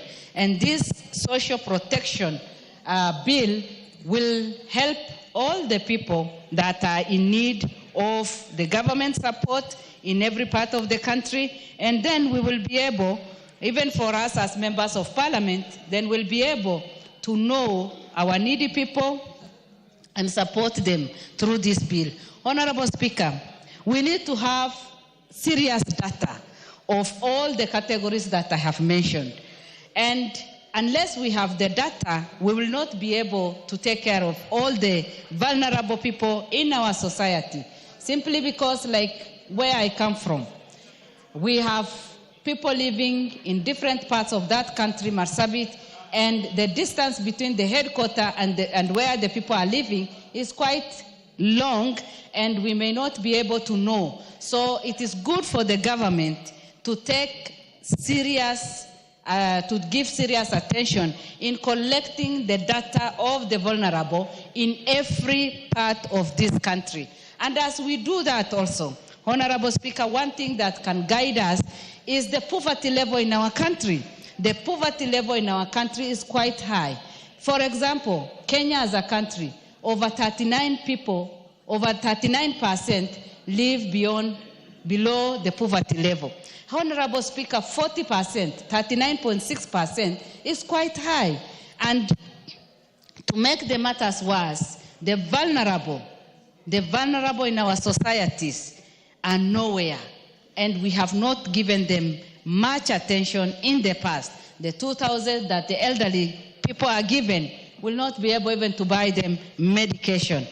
Like when you consider the poverty level, the county that I come from, Marsabit, it's at 66.something%, meaning that many people are living in that very poor situation. And when this social protection bill will come into place, then we'll be able to trace all of them where they are and give them the necessary support. Honorable Speaker, there is another challenge that I want to bring out as we register our people, and especially for those people who come from the border counties, like my county. Our people don't have the IDs. I thank the President, who has now said that the IDs should be given without any serious vetting. Honorable Speaker, we have elderly people of over 70 years old who do not have IDs, and yet their children are graduates, their children have gone to universities, their children are working in Kenya, and yet they have been denied. So as we push for this bill, I want to also request the government to make sure that the elderly in our country, the elderly people in our country, and especially counties like Marsabit County, which is at the border, should be given special priority for people to be registered and given ID cards so that they can also qualify for this bill and for this social protection care, so that they can be given and they can be included in the list. Honorable Speaker, as I conclude, we need to create enough of awareness. We have so many policies that are there in place, but Kenyans don't understand. So the best thing that we can do as a government is to create awareness of the bills or their human rights, so that people at the village level, then they'll be able to know what belongs to them and be able to demand for their rights. Honorable Speaker, with those few remarks, I support the bill and I encourage the members of parliament to contribute positively so that this bill can be enacted and support our vulnerable people, the widows, the orphans, the people living with disability, the people living with HIV/AIDS, and all the others that need our attention. Thank you, Honorable Speaker, and I support. The member for Seme. There are hands up this side. We're given 3 this side in a row. Thank you. This side also have a chance. Yeah. Thank you, Mr. Speaker, for giving this opportunity. I rise to support this bill. Mr. Speaker, social protection is one act that actually distinguishes the human society from the animal societies. It is only human beings in their right senses that actually make programs that protect vulnerable people. Animals don't do that. So this is an extremely important bill for us, and our Constitution, the 2010 Constitution, actually takes care of that, and this is in line with the Constitution. If you look at Chapter 4, the Bill of Rights, particularly Article 43 of our Constitution, it will tell you that the areas that we actually need to protect people, the area of health, the area of housing, the area of access to water and sanitation, and social security. So this is actually in line with the Constitution. Mr. Speaker, we have to look at the issue of poverty in our country. Defined by expenditure of about $2.15 per day, we have a poverty level ranging from 26 to 46% in various parts of the country. And it is more so in urban areas than even in rural areas, where in urban areas, a monthly income of 88,000 per month will really define you as living under poverty, and while the rural areas 4,300. So, Mr. Speaker, this bill will protect those people in that category. And it's not only protection, it actually improves survival of people. There are families that just with the minimal social protection, the children will actually survive. The children can go to school. And in that way, not only survive, but you actually improve human capital. Their children, if they're supported from such families, will actually get proper education and have social mobility. Mr. Speaker, social protection is also an investment, not just an investment in a social sense, but actually socio-economic investment. Where there are cash transfers, it has actually been proven that for every dollar that is given as a cash transfer, you actually get a return in the economy of $8. So it's not just that the money that is being given in cash transfer is just spent. It's actually an investment. It's also a political investment. Some of us may have heard about President Lula, who actually, people forced him to go back even after coming from jail, being jailed by his opponents, because of the social protection programs he started that actually moved a large number of Brazilians from poverty into middle income level. So this is something that we really must support. I know there was the bill of the late Honorable Laboso, which I actually participated in, but I think it was not it was not actually implemented. Having this bill, I think, is the right thing, and I hope this time we are serious about it. And social protection is in all areas. If you look at the area of just survival, the area of food, the area of housing, the area of shelter, the area of education, the area of healthcare, all these are actually social protection. So, Mr. Speaker, in our country, we actually have a lot of ongoing social protection programs. But I think this bill will actually help to organize and coordinate them. Mr. Speaker, our working social protection will be a big relief to politicians, members of parliament. You know how we actually contribute to all social ventures in families, and if you have proper social protection, some of that will actually be taken care of. In this country, there are a lot of ongoing social protection programs, but most of us just think of cash transfer programs, which we have for orphans and vulnerable children, which we have for elderly persons, which we have for persons with disability. But even feeding programs in schools are a social protection. Even agricultural subsidies are actually social protection. Social health insurance, like what we have in SHA, replacing it, that is also a social protection and a social security. So, Mr. Speaker, we have this, and they are going on, but they have challenges because there is no legal framework that takes care of this. And the challenges, if you take, for example, the cash transfers, the issue of disbursement is a big issue, and we've never gone through a session without a member raising the cash transfer for elderly persons. Some people are not getting the means of getting the cash transfers. We tried direct payment. We tried getting now into mobile phones, and we still have a problem that with the disbursement. We also have lack of coordination because, as I've said, all these social protections, if there is no proper coordination, there'll be a lot of double dipping. So you'll find that a family may be getting under a disability area, then the same family will be probably getting it in bursary, the same families will be having orphans and vulnerable children. So there is need for some coordination.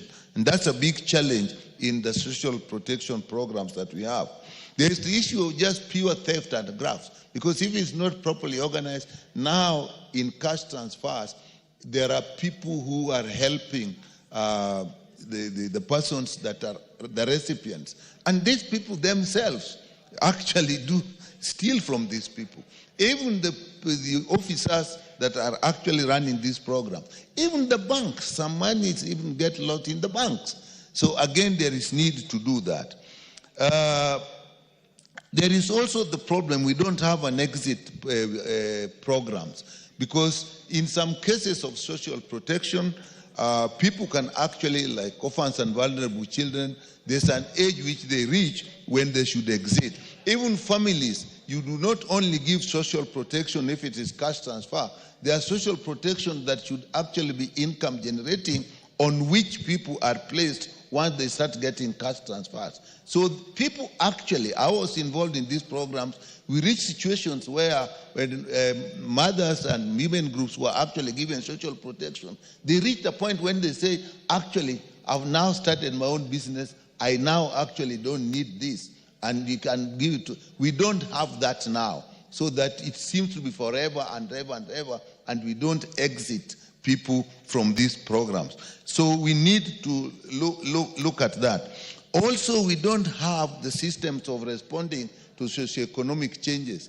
As a member said earlier, we started with 2,000. Actually, we started with 1,500, and it is this house that actually, with the motion, moved it to 2,000. Maybe we need to do better. But we don't respond to the socioeconomic changes. We don't respond to inflation. So again, we need a system that will take care of that. So I support this bill.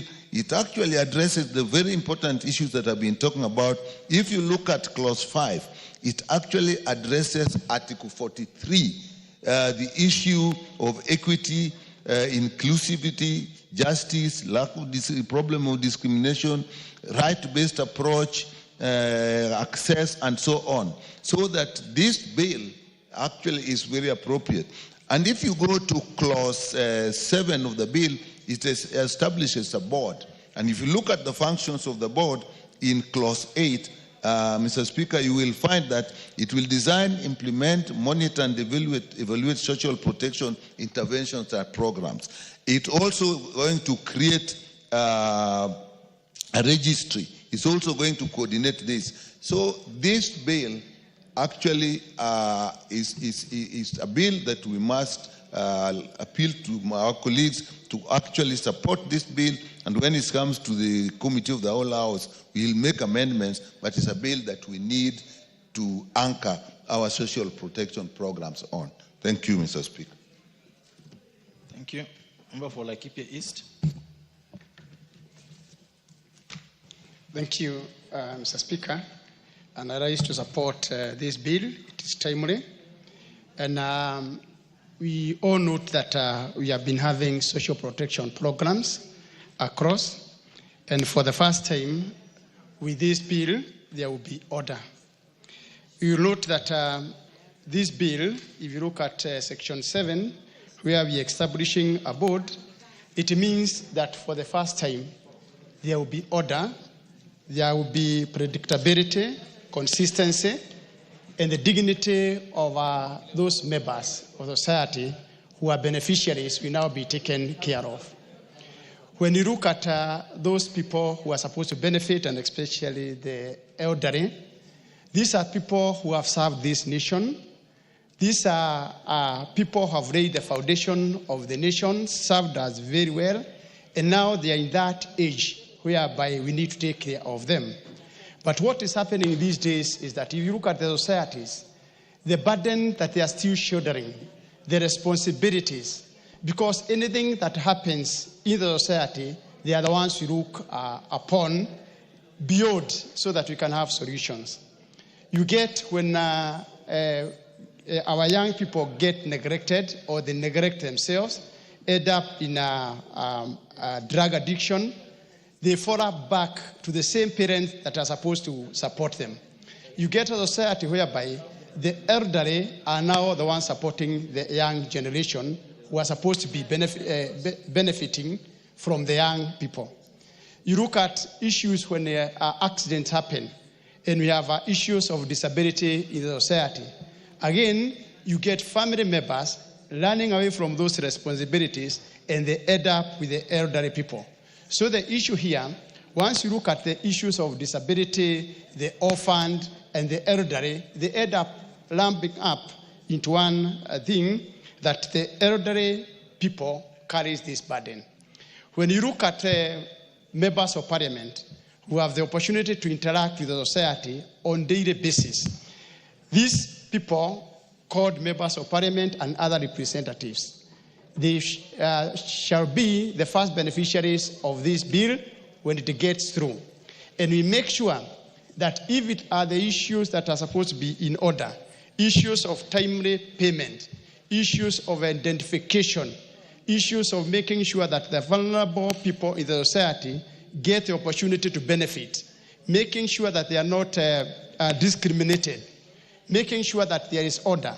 If there's a way they are going to be picked, we ensure that there is proper collaboration, that you don't leave this one to the area chiefs alone.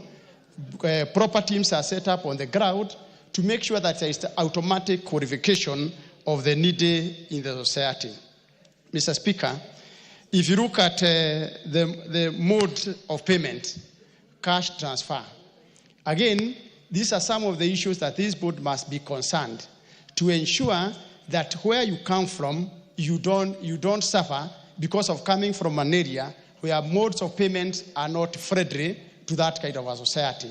You must look at this country, those people coming from northern Kenya, those people who are coming from areas where there is no banking facilities that are not well established, those people who cannot be able to access internet, and we make sure that that consistency, the way we are doing things, we don't latch, into saying that this is the most applicable system, but you look at an area individually so that these people can be able to benefit. The token they are given, some people might look at it, it's a very rich money. But if you look at it in terms of frustrations that are there in the society, today, you wake up in the morning, get people lined up in your compound as a member of parliament, and you give them 200 shillings, they are very happy, very satisfied that you have given them a livelihood for the day. But if you look at this money, and I'm happy that members of parliament have identified this income as an economic stimulant, because at the end of the day, it stimulates the economy of a particular area. A person earning even 2,000 per month, it's enough to cushion these families from hunger. You get a situation when we have issues to do with the famine. Just a minute. Remember with her hands up all the time. Is it anything out of order? True. Honorable Shelule, you don't even have a card. I can't give you a mic because you have no card, but you keep having your hands up. Just get a card. Honorable members, I want to assure you that this bill has no time limit. And this is the list, the way it looks on my board, so that you know where you fall. So that no one keeps carrying their hands up.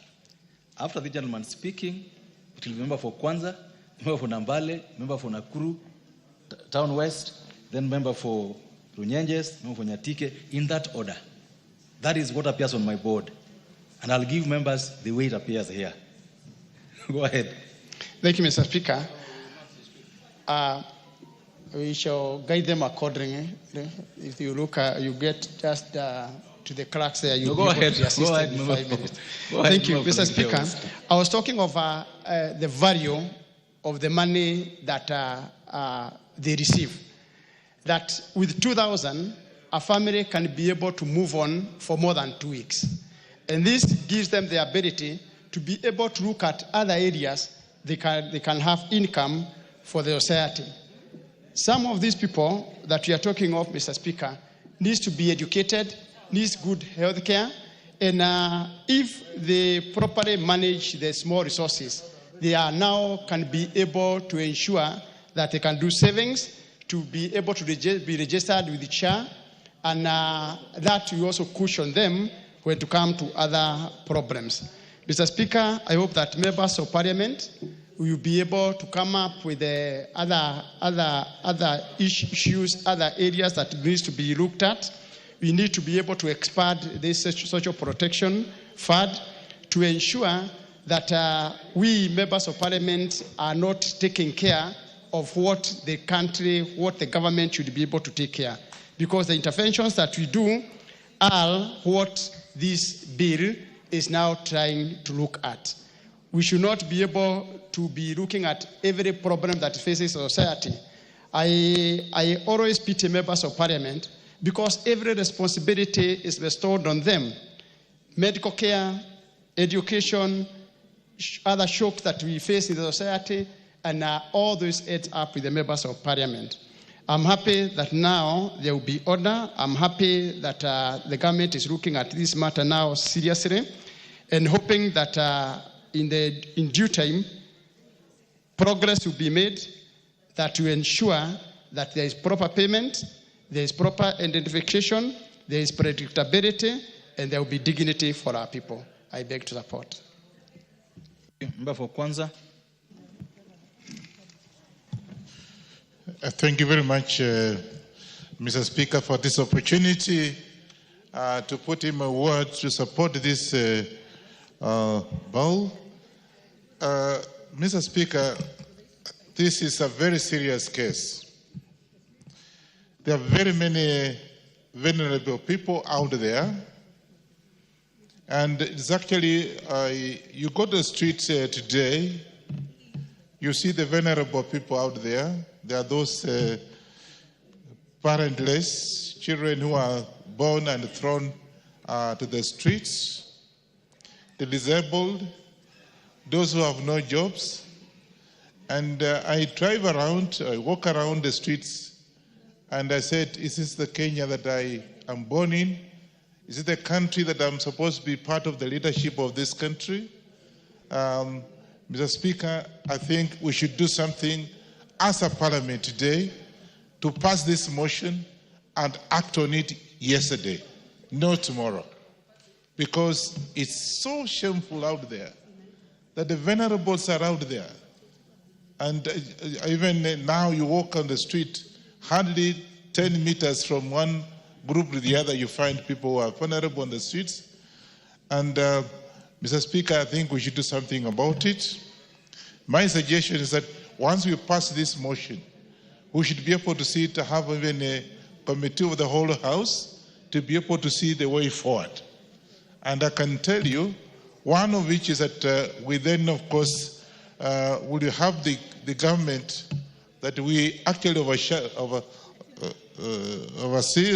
the government that we normally look and direct, that we direct the reform a department specifically to deal with this vulnerable group that are on the, that be able to deal with them, so can be able to see these are our brothers and sisters, blood relations. I've also had a chance, Honorable Speaker, to travel. I was in Denmark, and I've also been in Poland, and I can tell you that I think once we pass this motion, we'll then be able to do the benchmarking and see how these two countries have actually dealt with the vulnerable groups in those respective countries.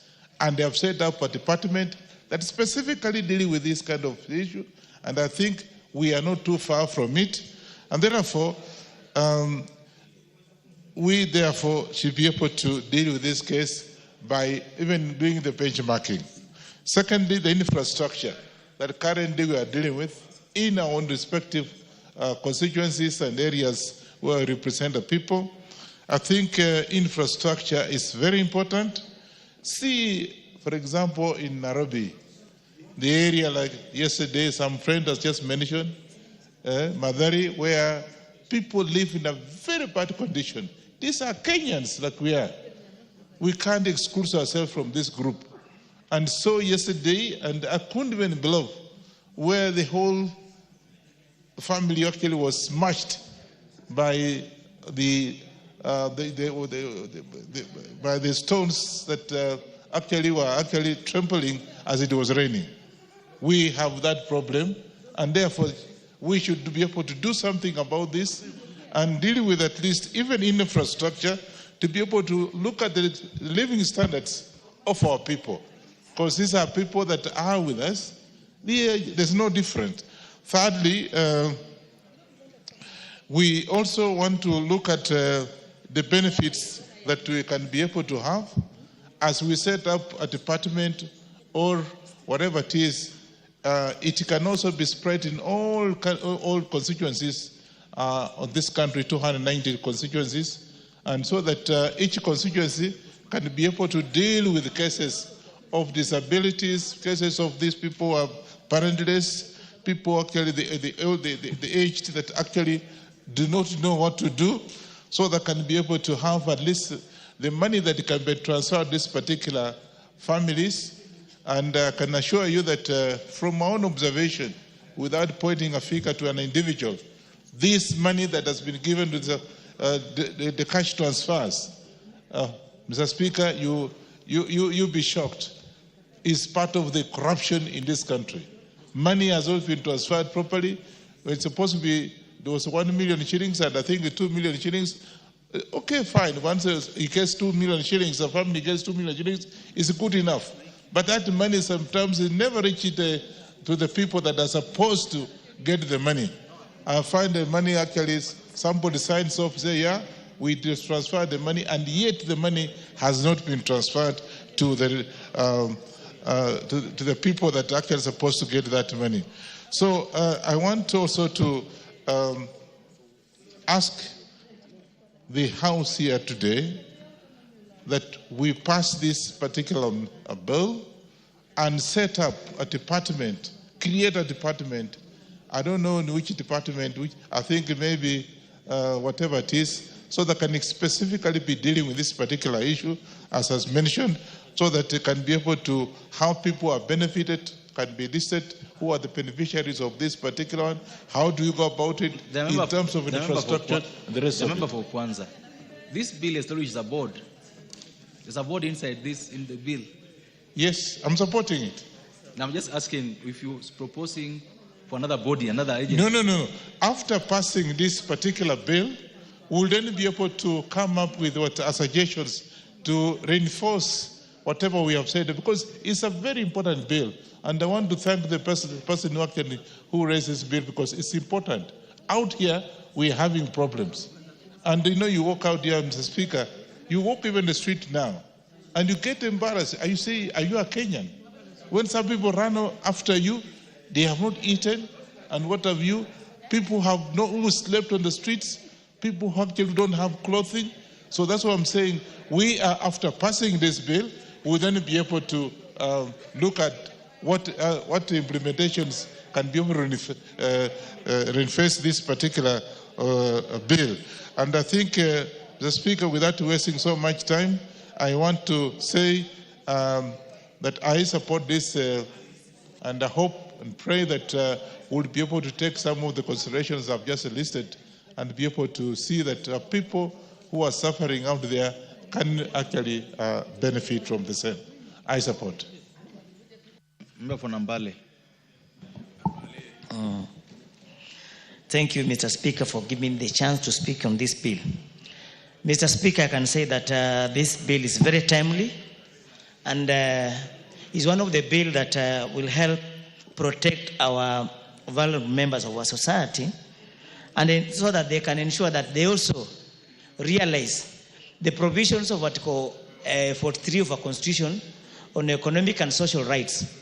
Mr. Speaker, you will note that under Article 43 of the Bill of Rights, it provides that each and every Kenyan has the right to free from hunger. Then you ask yourself, is this a reality when you walk around our constituency, that each and every Kenyan is free from hunger? There are people vulnerable. There are very elderly people who cannot even attend to their farms. They have no children. They have nobody to support them so that they can farm and have food on their table. But there was no means through which the government was going to come in and help them. Yes, I know that the government has tried through the Inua Jamii program, but even this particular program was not mopping out all vulnerable members of our society together.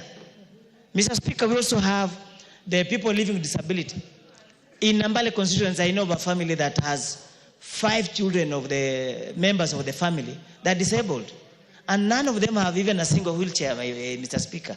So when we have such a bill that is creating a register for all vulnerable members of our society, it becomes easy to identify them, know them, and reach out where they are, so that these particular members of our society can also feel happy. They can feel to be Kenyans, just like any other people, members of our society.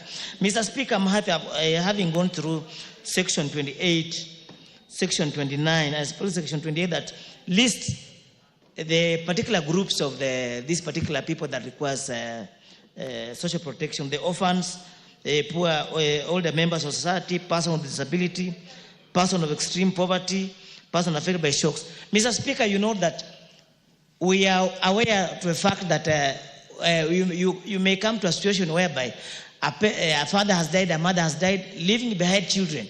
And then you find that the older child of that particular family is now taking responsibility to take care of his younger siblings.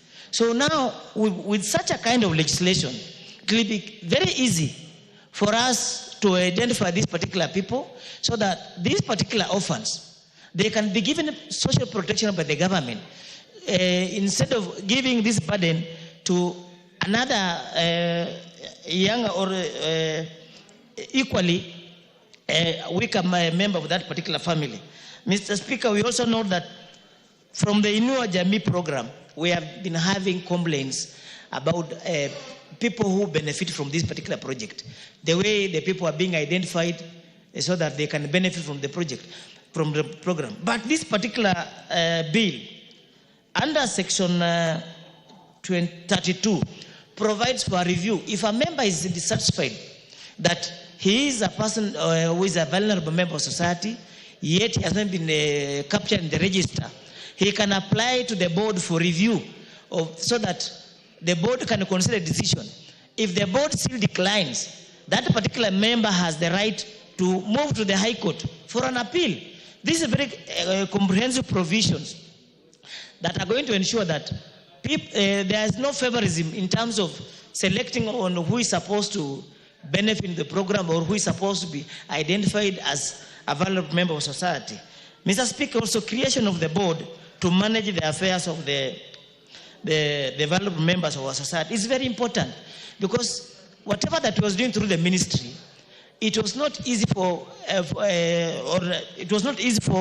the vulnerable members to identify where they are going to channel their problems or where they are going to raise issues. For instance, a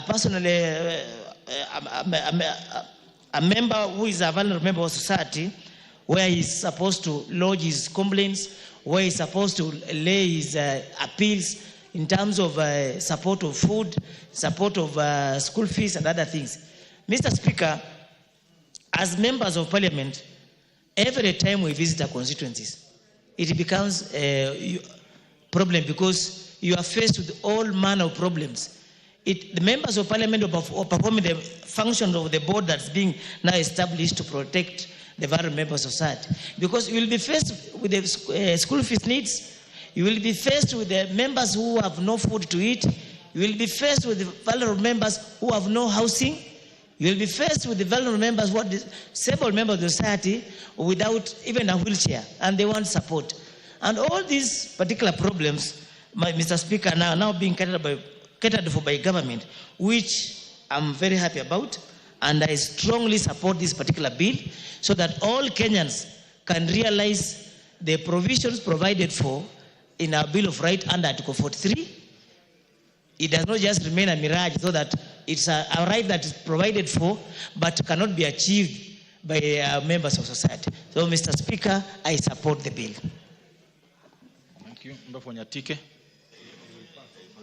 Honorable Dege, this is your chance.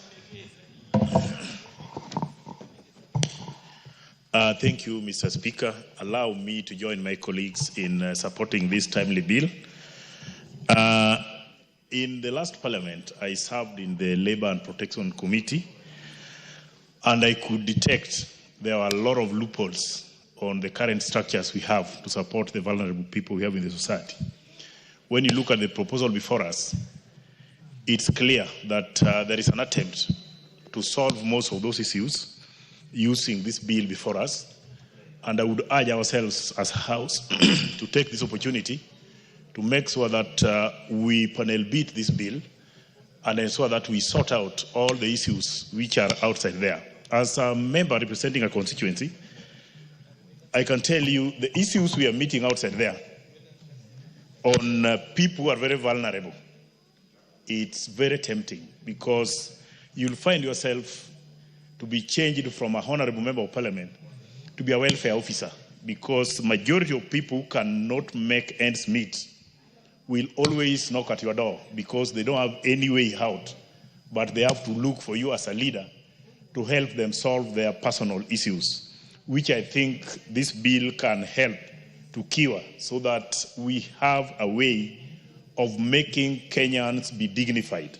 In fact, if you want to measure the success of a country, you look at how that country is treating people who are less fortunate with their midst. If you are in a country where people who are less fortunate are not considered and helped, that's a failed state. Again, you look at our country here and all over Africa. If you go to a country where you find hawking on the roadside is a major activity in a country, that country is poor. That's a country, majority of people in that country are living below minimum wage. And you'll find majority of those people who are hawking outside there, most of them are vulnerable. Some of them are walking using support. Some of them are left along the roadside to beg. Those are things which we can cure if we thoroughly worked on this bill. Another area of concern which I want us to be very clear about is the criteria of enrollment. If you are in your constituency today and you go down there, you'll find people who are over 70 and are not benefiting, visiting your home almost every time you're at home. Why are they coming? They are questioning why their neighbors are benefiting and themselves are not listed. So if we come with a very clear criteria where when you attain a certain age and you are vulnerable, you are automatically listed, it will bring equity, it will bring fairness, it will make people have a very clear mind of those who are benefiting so that we are not made to be welfare officers. We want a government which is responsive, a government which will ensure that those who deserve are given. Currently, if you go to the ministry and you look at the criteria of recruitment, it depends on the available budget for the ministry. If they have less money and we have people who are qualified to be recruited and it cannot fit in their budget, they'll only go with what budget can accommodate. They will not have any criteria to clearly indicate who is supposed to be picked. So I think if we come out with a bill or a law which will ensure that those who are qualified, the government is at obligation now and are mandated to ensure that these people are given money, I think we will be in a very fair country. We will be in a situation where everybody will be treated fairly and people will be happy in Kenya. On issues of how we can run this fund, I think by creating a board is very good. It's very good because currently the fund is being managed at the ministry level. There are no specific mandates which are coming out clearly and specific people who can be charged with the responsibility. The person available currently is a PS, and we know PS is having a number of issues around him. So by creating a board which will look into the issues related to social protection, I think this one is very good because it will also help us to go down and define what kind of human resource do we need to serve this board. What kind of people do we need to help implement this good idea up to the lowest level possible? That identification criteria, if we get the right people who can be charged with the responsibility to ensure that everybody within our society who are qualified are rightly identified at the right time and are given the opportunity to be served by the board, I think this is going to be the fairest thing we are going to experience as a country. And Honorable Speaker, allow me to join my colleagues in supporting this bill. I thank you. Member for Nakuru Town East. Thank you, Honorable Speaker, for giving me this opportunity to support this very important bill on the social protection. Honorable Speaker, just a word of caution. Looking at the bill and the way it is structured, Honorable Speaker, and the way the beneficiaries will be picked, it is important for us to note, much as the bill has indicated provisions on how fraud, misinformation will be handled, it is important, Honorable Speaker, to look at the penalties seriously. Because how are you delisted from as a member, Honorable Speaker?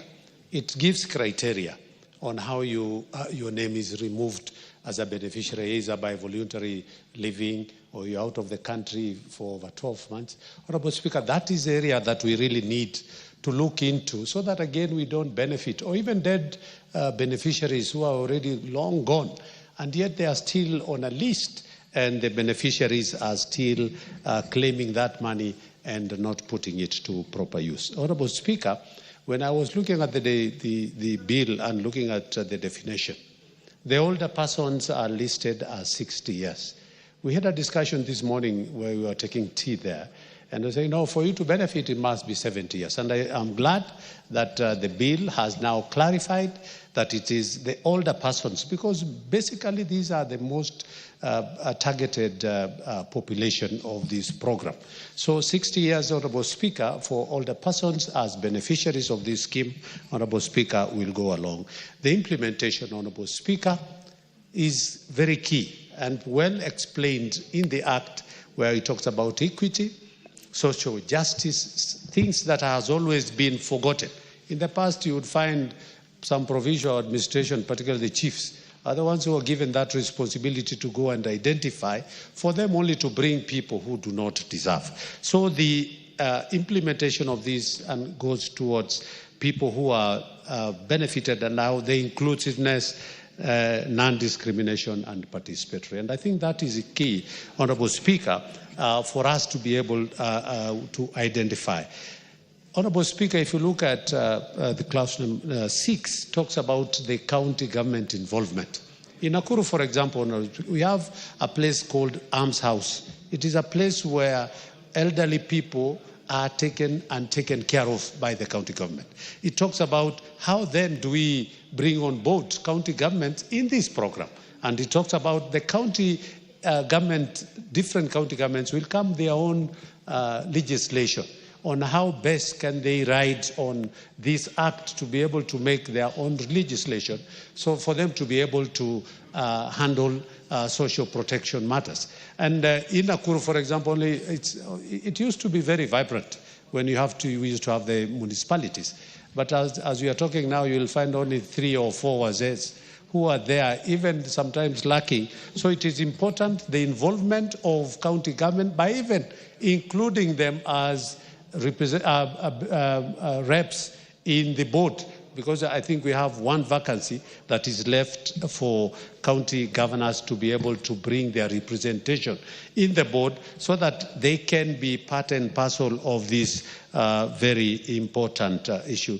Honourable Speaker, 9 members in the board. I think, again, we need to be to look critically as Parliament, that we've been talking about the number of people who should. Is it a must that we must have 9, or can we have a lesser number, but very effective? The aspect of also, of course, it's understandable where you bring a PS whose ministry is involved and Treasury because of the disbursement of the amounts of money. But, Honourable Speaker, it is key as we give the Cabinet Secretary an opportunity to pick from the other 4 outside the government, that it is important, so that again we don't have legislation. Honourable Speaker, the Climate Change Council, for example, that we were saying that we get a representative from a certain organization that deals with, then they end up taking themselves, if you pick from this association and not from the other, they go to court, and then the Climate Change Council never worked for 5 years. We vetted, and we were unable to give the names to the president to pick, because again they went back to court. So again it is important as the Cabinet Secretary is speaking, so that again we avoid legislation. I should just give a direct appointment, so that again we don't end up having a board that will never even be working because that you didn't pick a member from this board that is associated. You know, like LSK, it's only one body. If you tell LSK, give us a person, they give. But you find in these other setups, you find they have different small bodies here and there, and then they bring. Honourable Speaker, the board member, the experience aspect. Honourable Speaker, had an opportunity for the National School Drama Festivals that were happening in Nakuru. Honourable Speaker, had an opportunity to accompany the President for when they visited State House. And one of the plays that won in that drama festival for 2025 was won by a school here in Nairobi. And it was talking about how generally life is all about. And at one point talked about experience. Honourable Speaker, that you could not, one of the students who had just finished and had first-class honours could not be able to be employed just because they didn't have an experience. Honourable Speaker, experience again is something that we really need to look into. The 10 years experience, Honourable Speaker, in my thinking, and hopefully when we'll be going for the 3rd reading, we will be bringing some amendments so that again we don't lock out youthful members of the society who might be able to want to join because of the experience. Honourable Speaker, the cash transfer and the transfer in kind also brings about something that is very critical, the services. Honourable Speaker, we cannot only talk about that cash transfer and transfer in kind, and then we forget about rehabilitation. And this bill brings about rehabilitation. Honorable Speaker, you'll find stressful wazaes or even young people who are out there who needs this. So it brings these services, be it of psychological care, be it of matters to do the home-based care like the one that, again, this bill talks very effectively on that line. Honorable Speaker, the members, how are you identified? It talks about a Kenyan citizen, of course, and of course the orphans, the people with disability, but it also talks about non-Kenyan citizen which requires an emergency. And Honorable Speaker, that is key, because sometimes you might find you are not a Kenyan, but you are here and there is an emergency, and this bill has taken care of that issue. On application, who applies, Honorable Speaker? Elderly people, sometimes they are too old for them to be able to apply, and so this bill gives a way for a representative of the beneficiary to be able to apply on behalf of the beneficiary, which is a very good indication. Honorable Speaker, on matters to do with the appeals, under 33 is 30 days. That if you're not happy with the decision of a board, at least you have 30 days for you to be able to make an appeal. Honorable Speaker, about the abuse, termination, abuse suspension, if you abuse this, then you find yourselves in terms of you can be suspended. Honorable Speaker, there is quite a lot, particularly on data protection, that any person who is handling data related to this, it's key. So you must abide by the Data Protection Act so that you don't give out information that is required. Honorable Speaker, on matters of the penalties, I think that is another place that we'll be bringing some amendments. Honorable Speaker, a fine of 200K and 6 months because of unlawful disclosure, that is so little. It will encourage people to be able, and maybe fraud, 2 million and 5 years, that is where we should. So we'll be bringing some amendments, Honorable Speaker. And lastly is about the transition, that the board will take up all that was being done if it goes through, but most importantly, we don't go to what we have seen in SHA, that I'm a member of NHIF, and then when I transit to SHA, I have to register afresh. Honorable Speaker, the transition is very clear that you continue.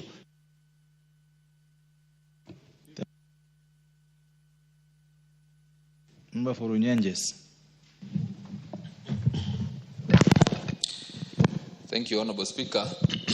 And I wish from the onset to say that I am in full support of this proposal or this bill. Matters to do with the senior citizens, the people living with the disabilities, the most vulnerable people in our society, is a matter that we need to address as fast as we can. And you see, we will be judged, Honorable Speaker, by the manner in which we treat these senior citizens. It is always very improper, Honorable Speaker, when we have some people who are benefiting from the money given to the elderly, while there are still people of the same age who do not benefit from the same fund. So it is unfair, and I think it is time, Honorable Speaker, that we have a regulation that is able to properly organize these people so that we can have fairness in the manner in which this money is shared, or rather this support is shared, so that also we have a good society. Honorable Speaker, there is a time I had a chance to go around my constituency and taking stock of the affairs in my constituency, and I realized that we have so many people living with disabilities. And when you go to the records available within government, you realize that most of these people are not enlisted.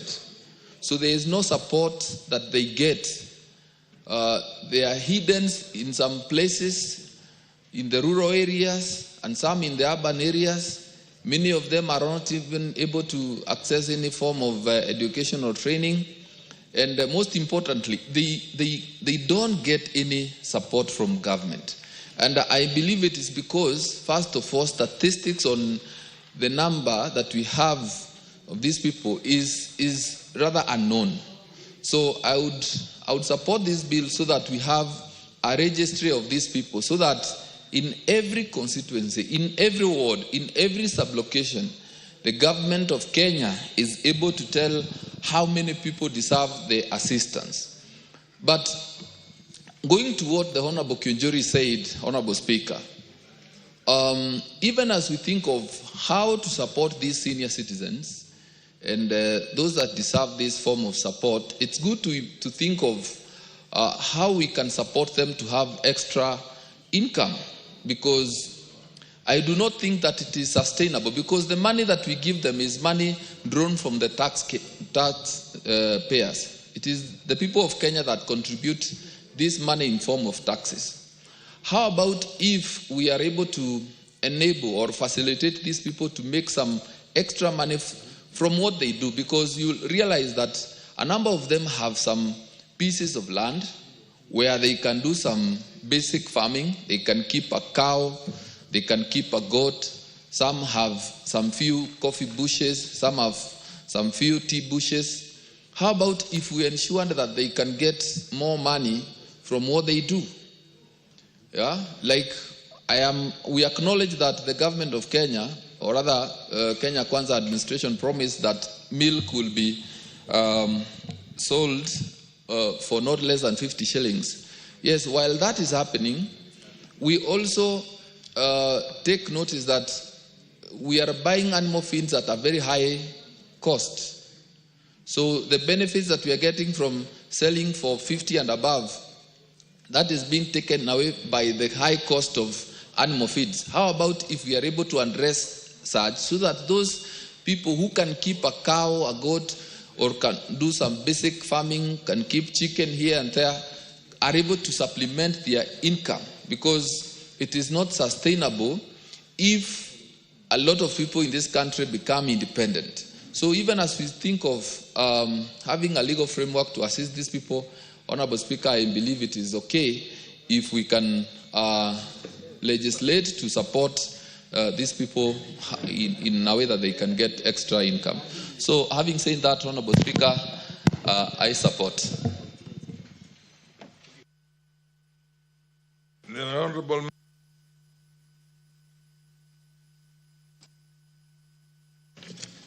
Thank you, Mr. Speaker, for giving me this opportunity also to support the bill, and I want to say I'm support the bill. Mr. Speaker, social protection refers to a set of policies or programs aimed at protecting all people against poverty, and especially the vulnerable groups throughout their lives. And Mr. Speaker, Kenya has tried to bring up social protection programs in this country. And according to Kenya Social Protection Policy 2023, there are 3 pillars which are supposed to guide on the issues of social protection in the country. One of them being income security pillar. Second, social health protection. And the third one, therefore, the third one is shock response social protection, and the last one is complementary program in the country. And it's based on this policy whereby we have this bill which is supposed to actualize the policy on social protections. Currently, there are 3 kinds of social protections in Kenya. There's the cash transfers, access to basic health care, and enhanced social support. On the issues of social transfers, Mr. Speaker, everybody is aware that government has been transferring 2,000 shillings to the people who are 20 years and above. and also to the disability. 20 years and above? 70 years and above. Okay. Sorry, I'm sorry for that. And also disabled people. This money helps them to cater for their day-to-day needs, especially food and other essentials. But I've also realized that when this money does not come, some people will come and tell you that they have also been paying, using the money to pay school fees for their grandchildren. The money has been, of course, the disbursement has been a challenge. Sometimes they stay up to 6 months without getting the money. And therefore, the impact of this money is not really felt. Because if somebody stays for 6 months without getting the money, the impact becomes very minimal. The other thing is for a long time, there's no new registrations of the health people. You realize that people have become 70, 75, but they have not registered. And this is an area which the government needs to look into, because really you don't want people coming to, as a member of parliament, coming to you to ask for support because they are already 70 years.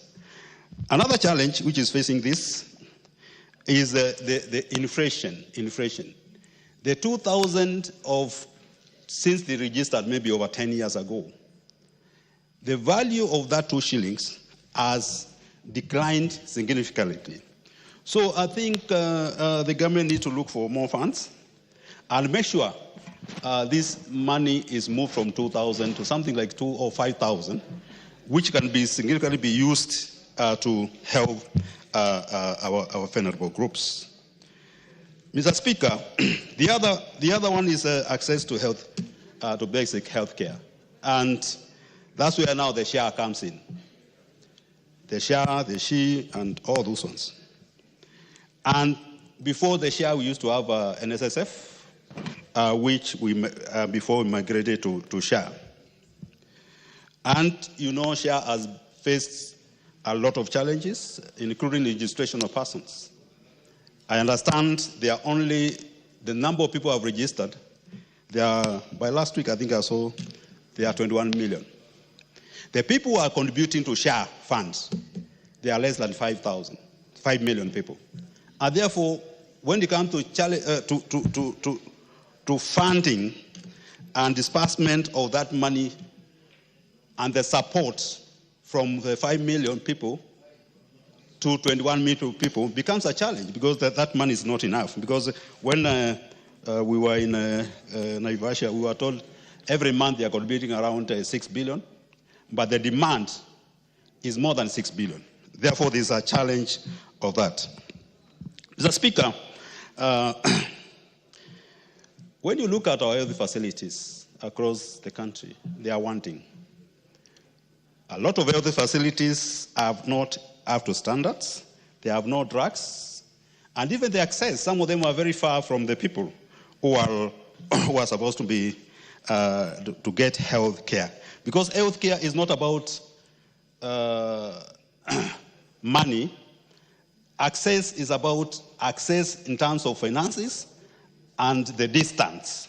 So most of them are and I believe, Mr. Speaker, where you come from, the health facilities from one to the other one is hundreds of kilometers away. And that's something we need to work on. On the issue of social support, in 2000, thereabout, we used to have pro-poor programs in the country. I think we forgot that. But we also introduced WESO Fund, Women Fund, Youth Fund. But these funds, the administration of these funds is quite wanting. The disbursement, because I believe the money which was given, initial seed money, is still the money which is circulating, and the population and the demand for this money has increased. And I think government needs to look for money so that at least these funds, this initiative can have enough money to fund the people. But again, I would just be looking at the WESO Fund, Women Fund, and Youth Fund. Each one of them has one officer. Why can't we collapse all the funds and make it one, have enough staff, facilitated to move around to dispense the money and collect the money which has been given to the groups. So passing of this bill and setting up the board, I hope it is going to help to challenge, to help to sort out these challenges which has been faced by social protection programs in the country. With those few remarks, I support.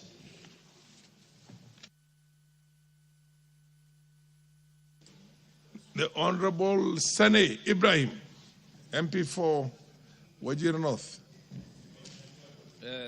Thank you, Mr. Speaker. When we talk about social protection, what comes to mind is cushioning people from vulnerabilities. Cushioning people so that the risks they face is mitigated, so that you strengthen their rebound, they are more resilient, and be able to continue with life as it was. Mr. Speaker, from where I come from, northern Kenya, droughts and famine have been serious risks to lives and livelihoods of people. Pastoralists keep livestock for their well-being. Droughts and more so climate change of late, there has been serious concern on the adaptability of people with the emerging risks. Social protection has been with us for quite some time, Mr. Speaker. Relief food has been a common intervention, but that has not been effective. Then came the Hunger Safety Net program, which was co-funded by the donor communities. Civil society has been the driving force of that program. Hunger Safety Net has moved, there has been a shift from relief food intervention to cash transfers. Cash transfer has been a very effective way of responding to vulnerabilities and risks in that note. Mr. Speaker, cash has been effective in doing away with cartels and corruption around the sale of relief food. Cash has been direct to the recipient. There were no intermediaries. Cash has been more effective in the way, whereas relief food only targeted the food component, cash transfer has offered the needs of the bigger spectrum of a vulnerable household, from food, clothing, Medicare, all that they could do, though the amount that was being given, the stipend, was of a lower amount. Mr. Speaker, this bill, social protection, gives a holistic approach in terms of protecting people from vulnerabilities, abject poverty, social exclusion throughout their life cycle, more so with an emphasis on those who are really vulnerable, the elderly, the widows, the orphans, and for those who are extremely in abject poverty. Mr. Speaker, I do welcome that holistic approach, and I believe we only need to strengthen it further by making sure that we double the amount, the stipend so far being given by government, from around 2,000, if we can at least take it to 5,000. It will not be sufficient, but I believe it will go a long way in meeting the needs of those vulnerable households in the urban centers, in the pastoral communities, where that small amount can do a big thing in the lives of those who are so affected.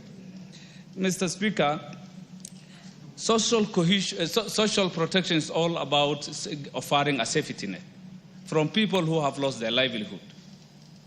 And I believe there is no better way to upholding our values as they are in the Constitution, those values of equity, inclusion, social, upholding all those good social standards by making sure that our marginalized, our vulnerable lot in the society are mainstreamed, and there is law at least anchored on that kind of approach. This bill has come the right time to make sure that social protection is anchored on laws that are, it's not only left to the civil society rather, but the government takes the front to make sure that our vulnerabilities are addressed. Without taking much of your time, and I know there are my colleagues who are in the queue, I support this bill. Thank you. The Honorable Member for Bondo Ochanda. Gideon. Thank you, Mr. Speaker. Mr. Speaker, as we legislate around issues of social protection, I want to believe that there are things that we need to consider, which we've not been looking at adequately as a nation. Number one, in the modern countries, modern world now, every young person after college starts thinking seriously about his or her life after work or upon retirement. Many of us here, particularly in this country, hardly think about that, hardly think about their lives after work. And yet, this, if you go to the West, you go in most of the modern countries, the young people start looking at what is it, how are they going to be after work? How are they going to be when they get older in the society? So that means that we need to start looking at this thing through different processes. Either we have to place some element of education, either in the curriculum, towards end of college, towards end of school, so that young people get to know that there's life after retirement. And that life is not in anybody's hands, it's in their hands. So when you're looking at this, Mr. Speaker, for purpose of those who are in formal work, or those who get to do formal work, in this country we have around 5 million people who are in formal work, including 700 or so that are working with the public service. Put together, they're around 5 million. It is this 5 million that may be talking about issues of pension, meaning that the rest of the population, the rest of other people who are going to be doing their own things privately are not seen, are not being covered anywhere in a formal way. While you're at work, there's the issue of pension, which of course has also been having all manner of problems. You are retired, you've been on pension, and you don't get your pension. The processing of pension takes forever. So these are some of the things that really needs to be looked at. But the main concern is, what of those who are out of pension? How are we looking at their lives when they get older in the society? What's the government doing? Because a larger population that is much more bigger than what the government is taking care of in the name of pension arrangements. So as a government, some level of education, some level of conscientization need to be done at a younger stage, where young people start to think about their lives when they are not in work. That's very critical, and we need to look at it as we do our things. But Mr. Speaker, again, as we do what we normally do, we are learning very little. Either as a government or as agencies that are there, we are learning very little. We are constantly struggling with things that are so easy, and we hardly learn or we hardly do them right. Mr. Speaker, I remember in the last 1 or 2 governments, we were struggling with the issue of intelligence. Here in this National Assembly, we placed money for 3-4 consecutive years, 6 billion, 6 billion, 6 billion. But for purpose of UHC, identifying the indigents in this country didn't work out. We didn't succeed. And that's exactly for the 3 years, that money was never used. And of course, now we are talking about when UHC is dead. Yeah? So we are not learning from that. We are also not learning from what works. We are struggling with structures of how to let national government functions reach out to the lowest level. And we've had experiments. But CDF has done it. In as much as there are these little scares here and there, the structure of CDF has given us a very good learning platform in terms of how we can reach out with the national government functions to the ground. And constantly, this is never utilized. There's the issue of, for example, cash transfers. It's happening, it's working, and it's good. But is that the only way how we want to look at it? If you track individually these persons that get money, the 2,000, you are trying to support them, but get to reach out to their homes, how these people are living, you realize that that money, they are not spending on them.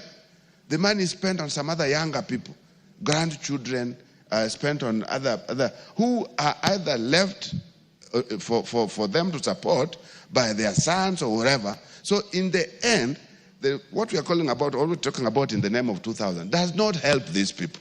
So in as much as it's good, are we able to trace? Are we able to cross-check in terms of what exactly is happening? And that's why the whole issue of older people's homes was critical. It's not being looked at by county governments, not being looked at by our government, national government, but if you are able to avail, for example, in every sub-location, an arrangement where older people can get to have food, can get to have water, can get to have proper clothing, I think we'll be doing much more better than the arrangement where we are transferring 2,000, and these 2,000 we are not too sure whether it's being used on these older people. In fact, I was amazed some 2 days ago when I was learning that chiefs and assistant chiefs were taking 1,000 bob from the older persons when they go to pick money, in terms of the initial arrangement where they were going to the post office to pick money from the from the markets. So while we are seeing this and we are wasting, we are also saying that no, there are structures that have worked. Why don't we use those structures? Why don't the national government just be firm that their point of development is at the constituency level? And we have all these things, all the functions coordinated properly at the constituency level, then we'll reach out to the public, we'll reach out to the people that we are talking about. So, Mr. Speaker, what I'm trying to emphasize again is we are learning much, much more less from what we are doing. Whether we are failing or succeeding, we are not building on successes, we keep repeating on failures. So, Mr. Speaker, I want to believe that if the national government will sit and reconsider exactly at what point do they place development at the lower levels of Nairobi. Because if they don't do that, we'll keep this problem of somebody sending circulars, do the identification, they do wrong identification, you wait for circulars in terms of this and that, things don't work, because some of the departments, some of the departments of government that we are talking about, don't have their structures down there. So they get to rely on ngaos. These guys have also had their tricks of doing things wrongly. So, Mr. Speaker, these are some of the things that we really need to consider very, very, very seriously when we are debating or when we are legislating on issues to do social protection. Thank you, Mr. Speaker. Is the honourable member for Meru MP for Meru? Thank you, Mr. Speaker, for giving me this opportunity. Just to add my voice on this social protection bill, I particularly want to think about the people living with disabilities. Even as I go around Meru, I've realized that there are so many children who are already locked in houses just because their mothers have to go and get some casual work to be able to feed the families. It's so sad because these caregivers for the people living with disability have no even the slightest income. Even as we are thinking about the elder people, of course, obviously, the older people need also an opportunity to get some little help, but I wish that we consider very seriously the caregivers for people living with disabilities because they are not able to go and look for work because they have to take care of their children or even other grown-ups that they live with.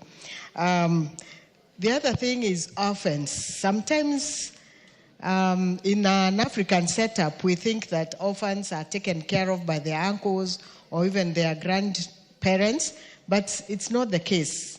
So even as we continue thinking about even increasing this stipend, because even the 2,000 is not enough really, that we think about the orphans, where they live.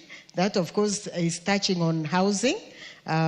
In my county, I've started program called Jenga Keja, where we go building houses for the very vulnerables, where they only have mud houses, which are actually like staying outside because you can see through. So I can't agree more, even as I emphasize what my colleagues have said. They are putting so much in this regard. So I just wanted to add my voice into this bill of social protection, because it's about time. Actually, it's so timely. It's we should have happened like yesterday, because there's too much trouble. And of course, the members of parliament, we've been the caregivers for the whole county. Every morning is money for going to hospital, for school fees, for every kind of help that our people need. So, Honorable Speaker, I just want to support this motion. Thank you very much. The MP for Westlands, Timonyonyi. Thank you, Mr. Speaker, for also giving me a chance to contribute to this motion. Mr. Speaker, this bill, the object of this bill, Mr. Speaker, is to reduce poverty and vulnerability and improve the well-being of people by providing assistance. Mr. Speaker, the people who need assistance are normally senior citizens, people with disabilities, and some marginalized people in very remote rural areas. Mr. Speaker, when you talk about senior citizen, sometimes we are putting it at 60. And Mr. Speaker, the life expectancy in this country is about 45 years. I've been paying, Mr. Speaker, NHIF for senior citizens in my constituency. And initially we had put the age at 60, and it was nearly almost impossible to get the numbers. So we had to reduce that number to 50. That's when we could raise about 200 people, Mr. Speaker. When you talk about 60, 70, you will find very, very, very few people. So I'd rather we look at this and maybe put it at 55 other than 60, so that we can capture many people. And there are so many vulnerable people. And if you go to the village, Mr. Speaker, these days, because of poverty, people are reduced to, Mr. Speaker, when you look at somebody even who is 40, you'll imagine he's 70 years old. So all these people need social support. Mr. Speaker, people with disability and this thing of called cash transfer. Sometimes, Mr. Speaker, this cash transfer is to the households instead of targeting individuals. I would rather, Mr. Speaker, if they target individuals, it will have more impact than when they are doing household. Because when it comes to household, that person will rarely, maybe not even get any support from that money, Mr. Speaker. And then when Mr. Speaker, when we are looking at how we provide this social protection, especially to people with disability, Mr. Speaker, we need to include also assistive devices for people with disabilities, so that they are given these devices to enable them to move around or go outdoor, Mr. Speaker. Because a person who needs a wheelchair will not be able to move out if he has no access to wheelchair. And mostly in rural areas, you find the numbers of people with disabilities so high. And our national statistics, Mr. Speaker, the census, when they were doing the national census, Mr. Speaker, they framed the question very wrongly, that those who are enumerating people, Mr. Speaker, they did not get the accurate numbers for people with disability, and it was given very low, Mr. Speaker. When the World Health Organization puts it in every country, 10% of the population are people living with disability. But this country, Mr. Speaker, we are putting it at 0 point something %. And that is not very accurate. We need to check that because this actually marginalizes people with disability. They are not getting the support they are supposed to get, Mr. Speaker. Mr. Speaker, the other thing that we need to look at is, Mr. Speaker, is the numbers of people who are supported by the government and also the level of support that are being given. I still believe that 2,000 shillings right now, you look at the value of the shilling is too low. If that money maybe could be raised to 5,000 and also expand the numbers. Because when you come to our constituencies, when you count the people who are getting that cash transfer, there are very few. So we just need to change the way this thing is done and then include more people. These people are very few. The numbers are very negligible. So if we don't, Mr. Speaker, reach out to as many people as we can. And I'm also not very comfortable that this transfer is done through the chiefs. This, Mr. Speaker, maybe there's a better way we can do it because some chiefs also just behave, they don't behave well. They even make it more difficult for these people to access their money. So it will be better if we use the constituency offices. The constituencies, Mr. Speaker, I think will provide more accurate information and will also be very effective in terms of transferring that money to the people, Mr. Speaker. Mr. Speaker, I think I support this bill. Thank you very much. Madam Barto.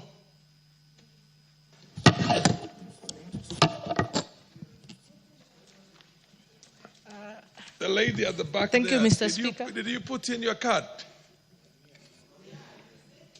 It's not there. Can you approach the chair? Maybe explain and then you get it. I can't see your name there. Proceed, Madam Barto. Thank you, Mr. Speaker, for giving me the opportunity to put my voice on this social protection bill. Mr. Speaker, it's a very important bill because it is going to give a legal framework on how the people in our societies who are vulnerable are going to be supported. Mr. Speaker, as societies progress, it creates more cases of vulnerabilities. For instance, we have had COVID, which affected so many families. We have had banditry. We always have insecurities and banditries. We have had calamities which have created or which have killed sources of livelihood for many people in Kenya.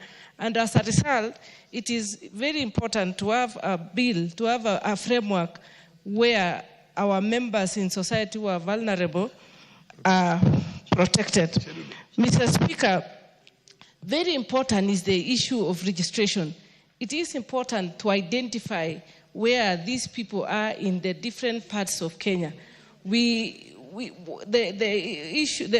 All along, these members of our society have only been left to the ministry where the cabinet secretary or the peers and the people who serve in those departments identify or register. But it is a very difficult task because they also have other duties and they are overwhelmed by the duties in those ministries. So it is important to have a very clear-cut way of dealing with vulnerable people. We have children, we have women, we have the aged, and many a times, like in my constituency, you will find you encounter these people and they are always complaining. Some have been registered and they benefit.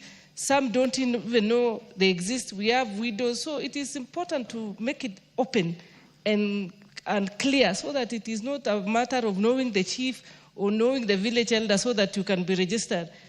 I wish that we have a desk or we have a center in every constituency where the members from the vulnerable members can just walk in and get assistance. And this board should have data for everyone, so that it is just a button away and they know who is there. And once money has been budgeted for this for the members of the society, it should be consistent. Consistency is very important. It is important that they will not be at the mercy of somebody to decide today we want to dispense the money, or tomorrow there is no money, the treasury is not able to dispense money. Because once you are vulnerable, you are in a bracket of problem. You have a problem. So that problem somebody should not take advantage and give you the money at their mercy. The money. The dispensing of the money should be very consistent. And we shouldn't also look at only giving the money, cash transfers. We should look at how they can be helped to have a livelihood.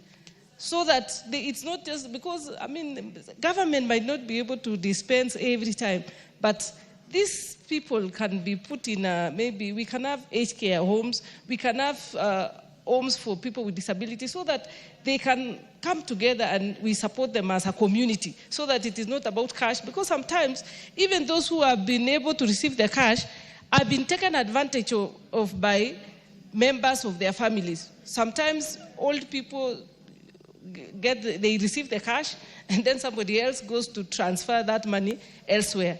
I have a case in my constituency where one old lady committed suicide because when she received the money, her grandson went to transfer that money to his phone and he went for a drinking spree. So when she realized that the money is no more, because it had been accumulated, it was money for 3 transfers cumulatively. So because she had missed the 3 times consecutively, now when she received the money in bulk, she was so excited and she thought maybe her life was going to change. But unfortunately, when the grandson transferred, she lost hope and she committed suicide. So it is very important to have a legal framework to streamline and also give them support. And not just receiving money, they should also be trained on financial management, so that they don't get the money and they spend it within 1 hour or within a day, and then eventually they don't have the money.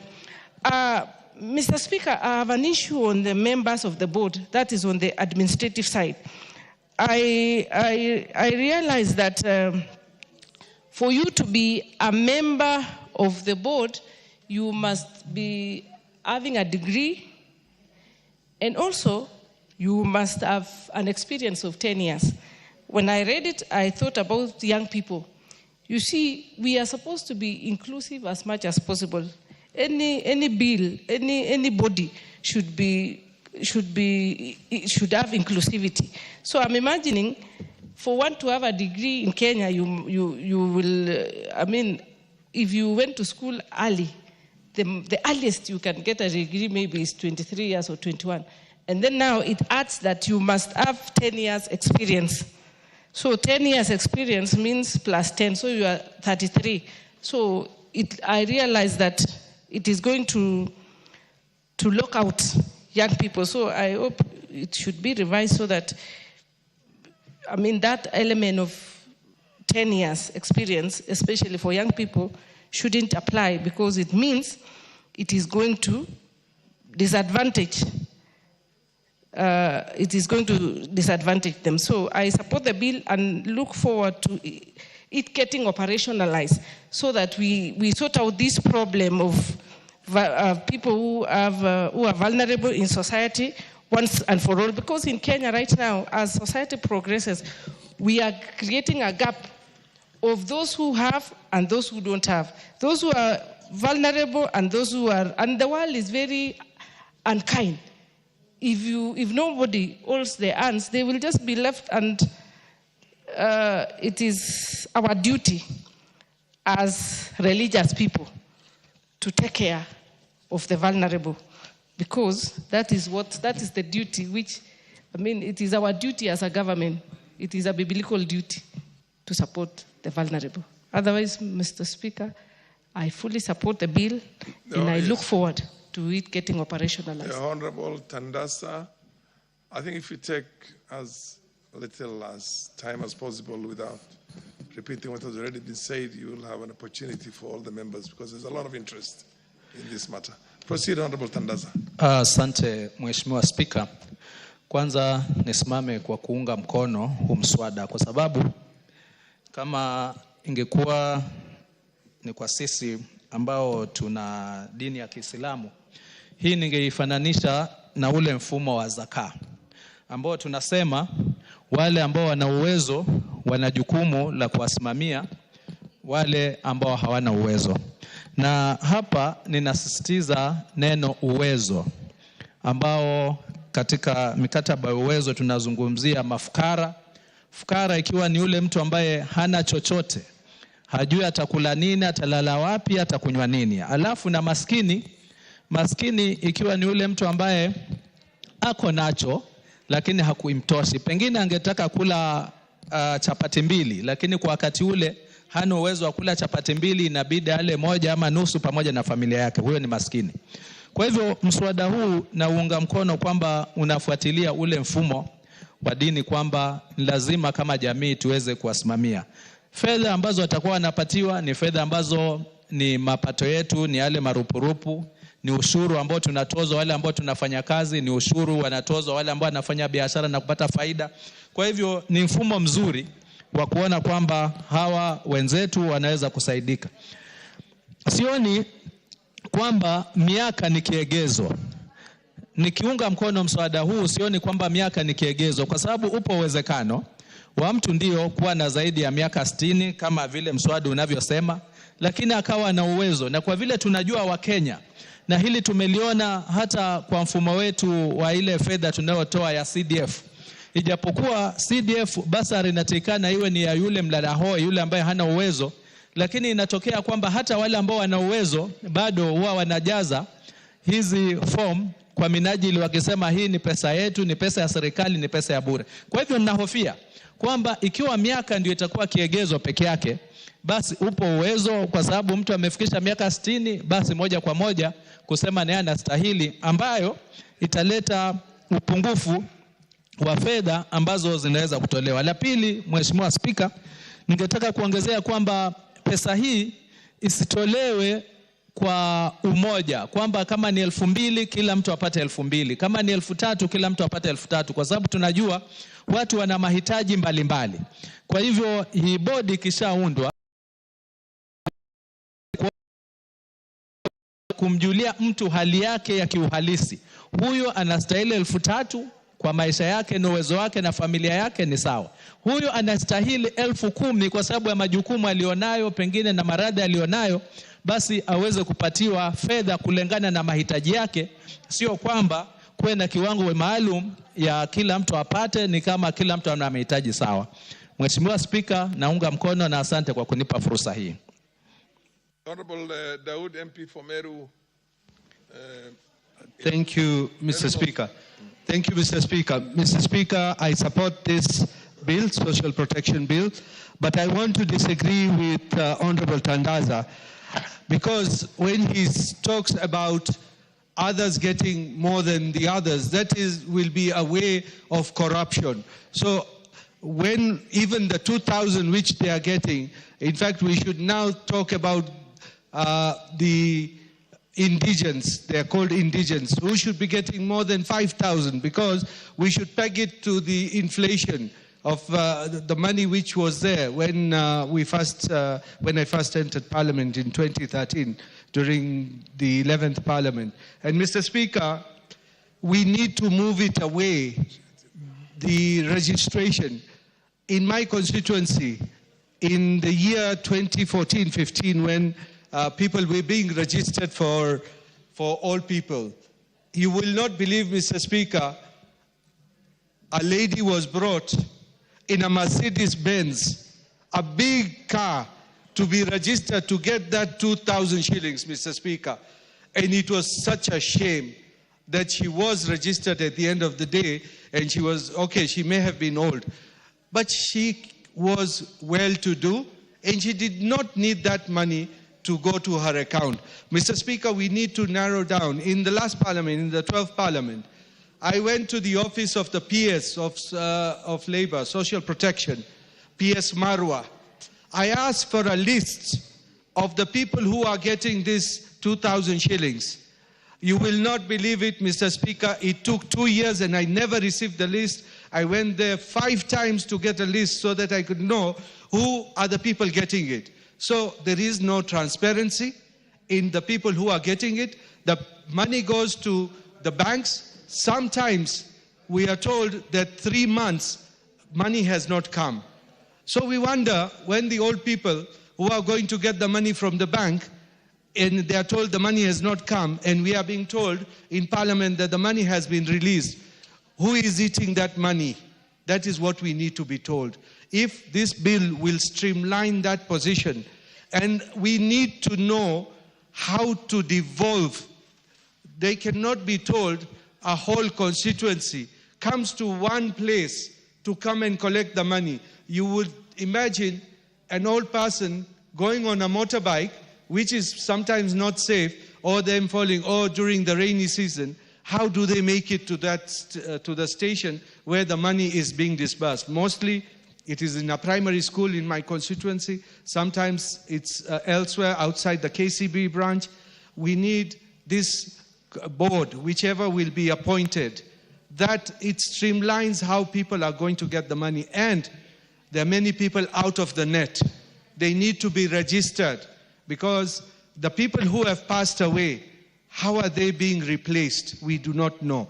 The disabled, how are they being put onto the roster so that we know what is happening? So, Mr. Speaker, when we come to change, when we come to do amendments, I would want to even do an amendment that the money should be increased.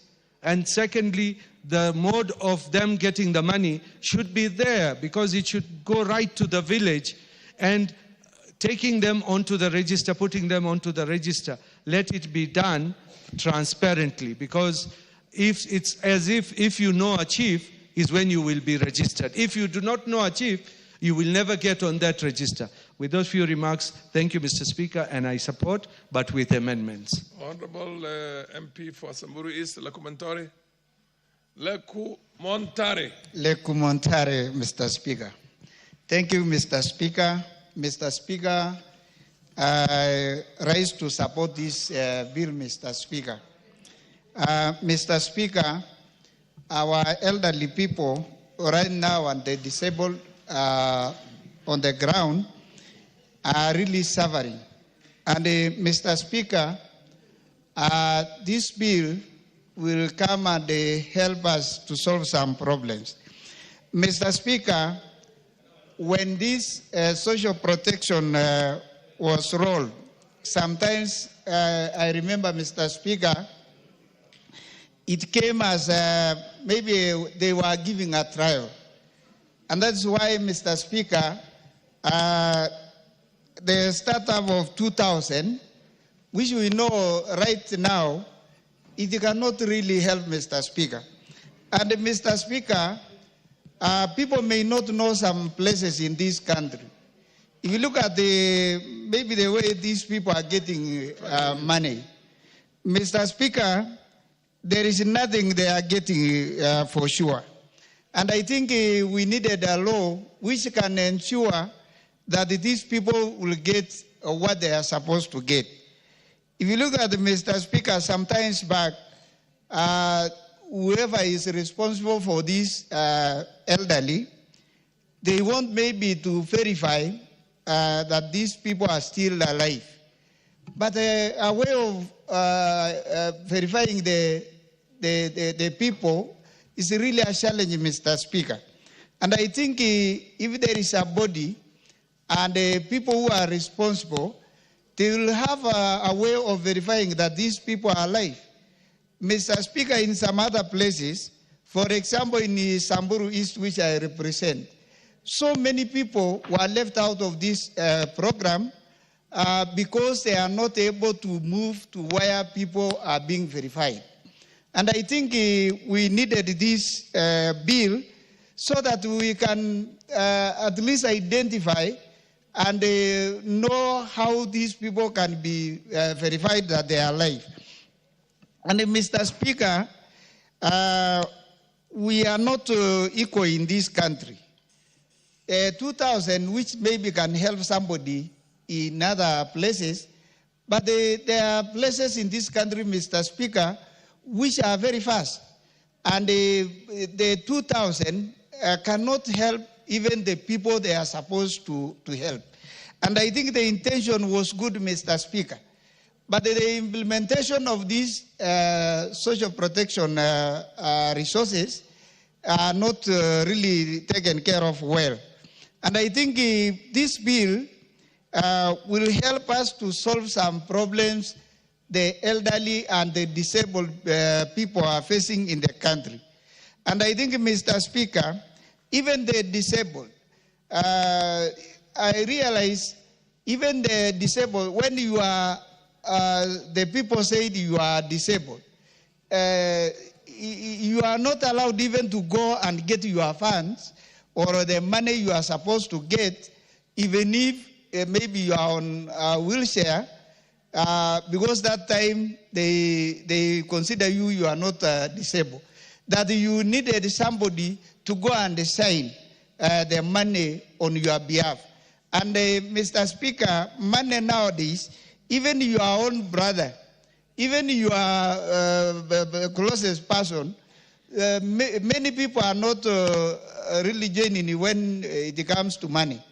And Mr. Speaker, we have lost so many people in this process because people are coming to get money and the conditions they are, you can get people being carried, even using wheelbarrows.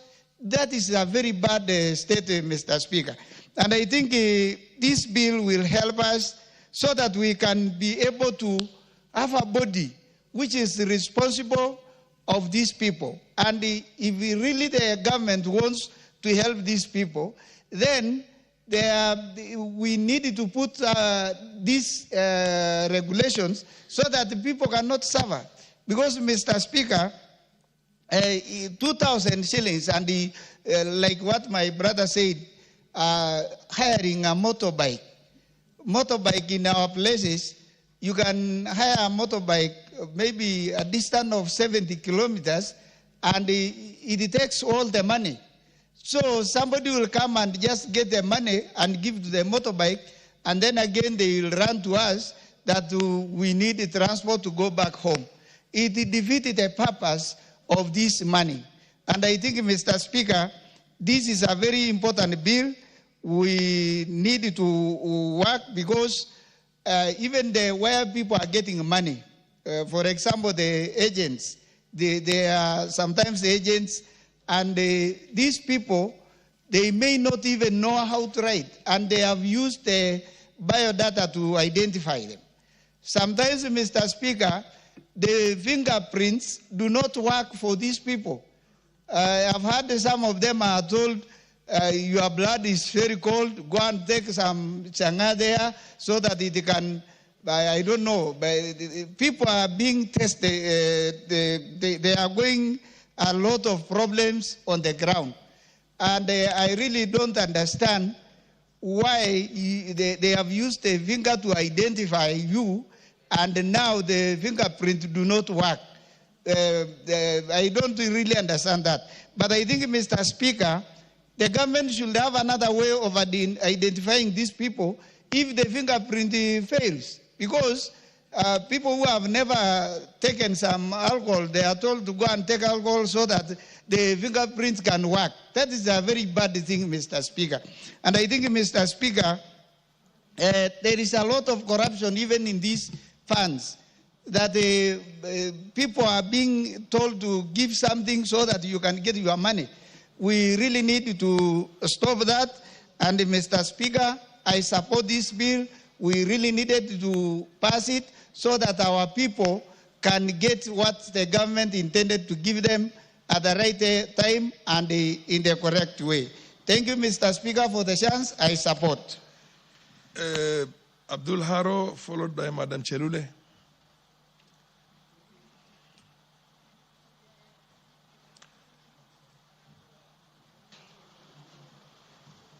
Thank you, Honorable Speaker. From the onset, I stand to support this bill, the Social Protection Bill 2025. Honorable Speaker, this bill and the program it intends to create is a very important bill which has come at a very timely moment in our country. Honorable Speaker, the principal object of the bill is to reduce poverty and vulnerability. A lot of Kenyans have fallen into poverty as a result of a lot of vulnerabilities, which have been resulted because of the so many things happening around us, including the too many conflicts that are happening around us, the pandemics, recessions, environmental disruptions, and economic crisis. Honorable Speaker, as a result of that, a lot of Kenyans have fallen into poverty and a lot of Kenyans have faced a lot of vulnerabilities. And the bill is aimed at improving the well-being of the people by providing assistance, services and programs that build human capital and cushion people against risks and contingencies throughout their life cycle. Honorable Speaker, this bill aims at expanding the already existing social safety program. For example, currently, the government is spending almost up to 31.3 billion to support elderly, to support persons with disabilities, and to support orphans. What this bill is intending to do is to expand that bracket so that to include and cushion workers affected by disruptions. For example, if you lose your job, the intention of the bill is to cushion you against that. Honorable Speaker, the bill has defined who is a person in need, which includes orphans and vulnerable children, people who are in poverty and elderly members, persons with disabilities, and persons in extreme poverty, and persons affected by shocks. Honorable Speaker, the bill is also defines what benefits that these vulnerable people will get. For example, it's very innovative in the sense that it's not just targeting providing assistance, which includes cash programs and cash programs and transfers in kind. It includes assistance in terms of services, which include rehabilitation, psychosocial support, respite care for services, feeding programs, home-based care, and promoting skills and knowledge for some of those vulnerable people. Honorable Speaker, if we recall, the last regime had intended to come up with what was called an employment insurance fund, which was supposed to be contributory.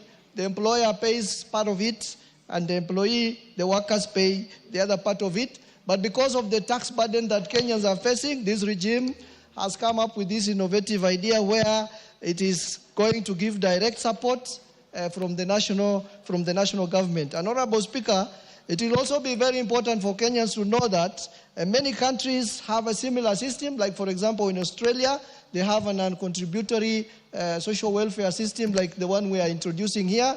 But in South Africa, we have a contributory system where the employer pays part and the workers pay part of it. With those few remarks, Honorable Speaker, I fully support this initiative and I thank you for the opportunity. Madam Cherule. Asante sana Bwana Spika kunipatia hii nafasi pia kuchangia kwa mswada ambaye imeletwa katika bunge la taifa.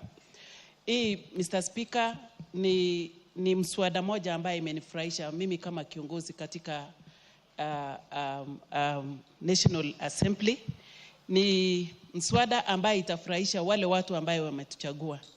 Ni kwa nini hii mswada imeletwa kwenye bunge? Ni kwa sababu serikali inataka kuweka mkakati ya vile wanaweza kusaidia wale watu wako na shida katika nchi yetu ya Kenya.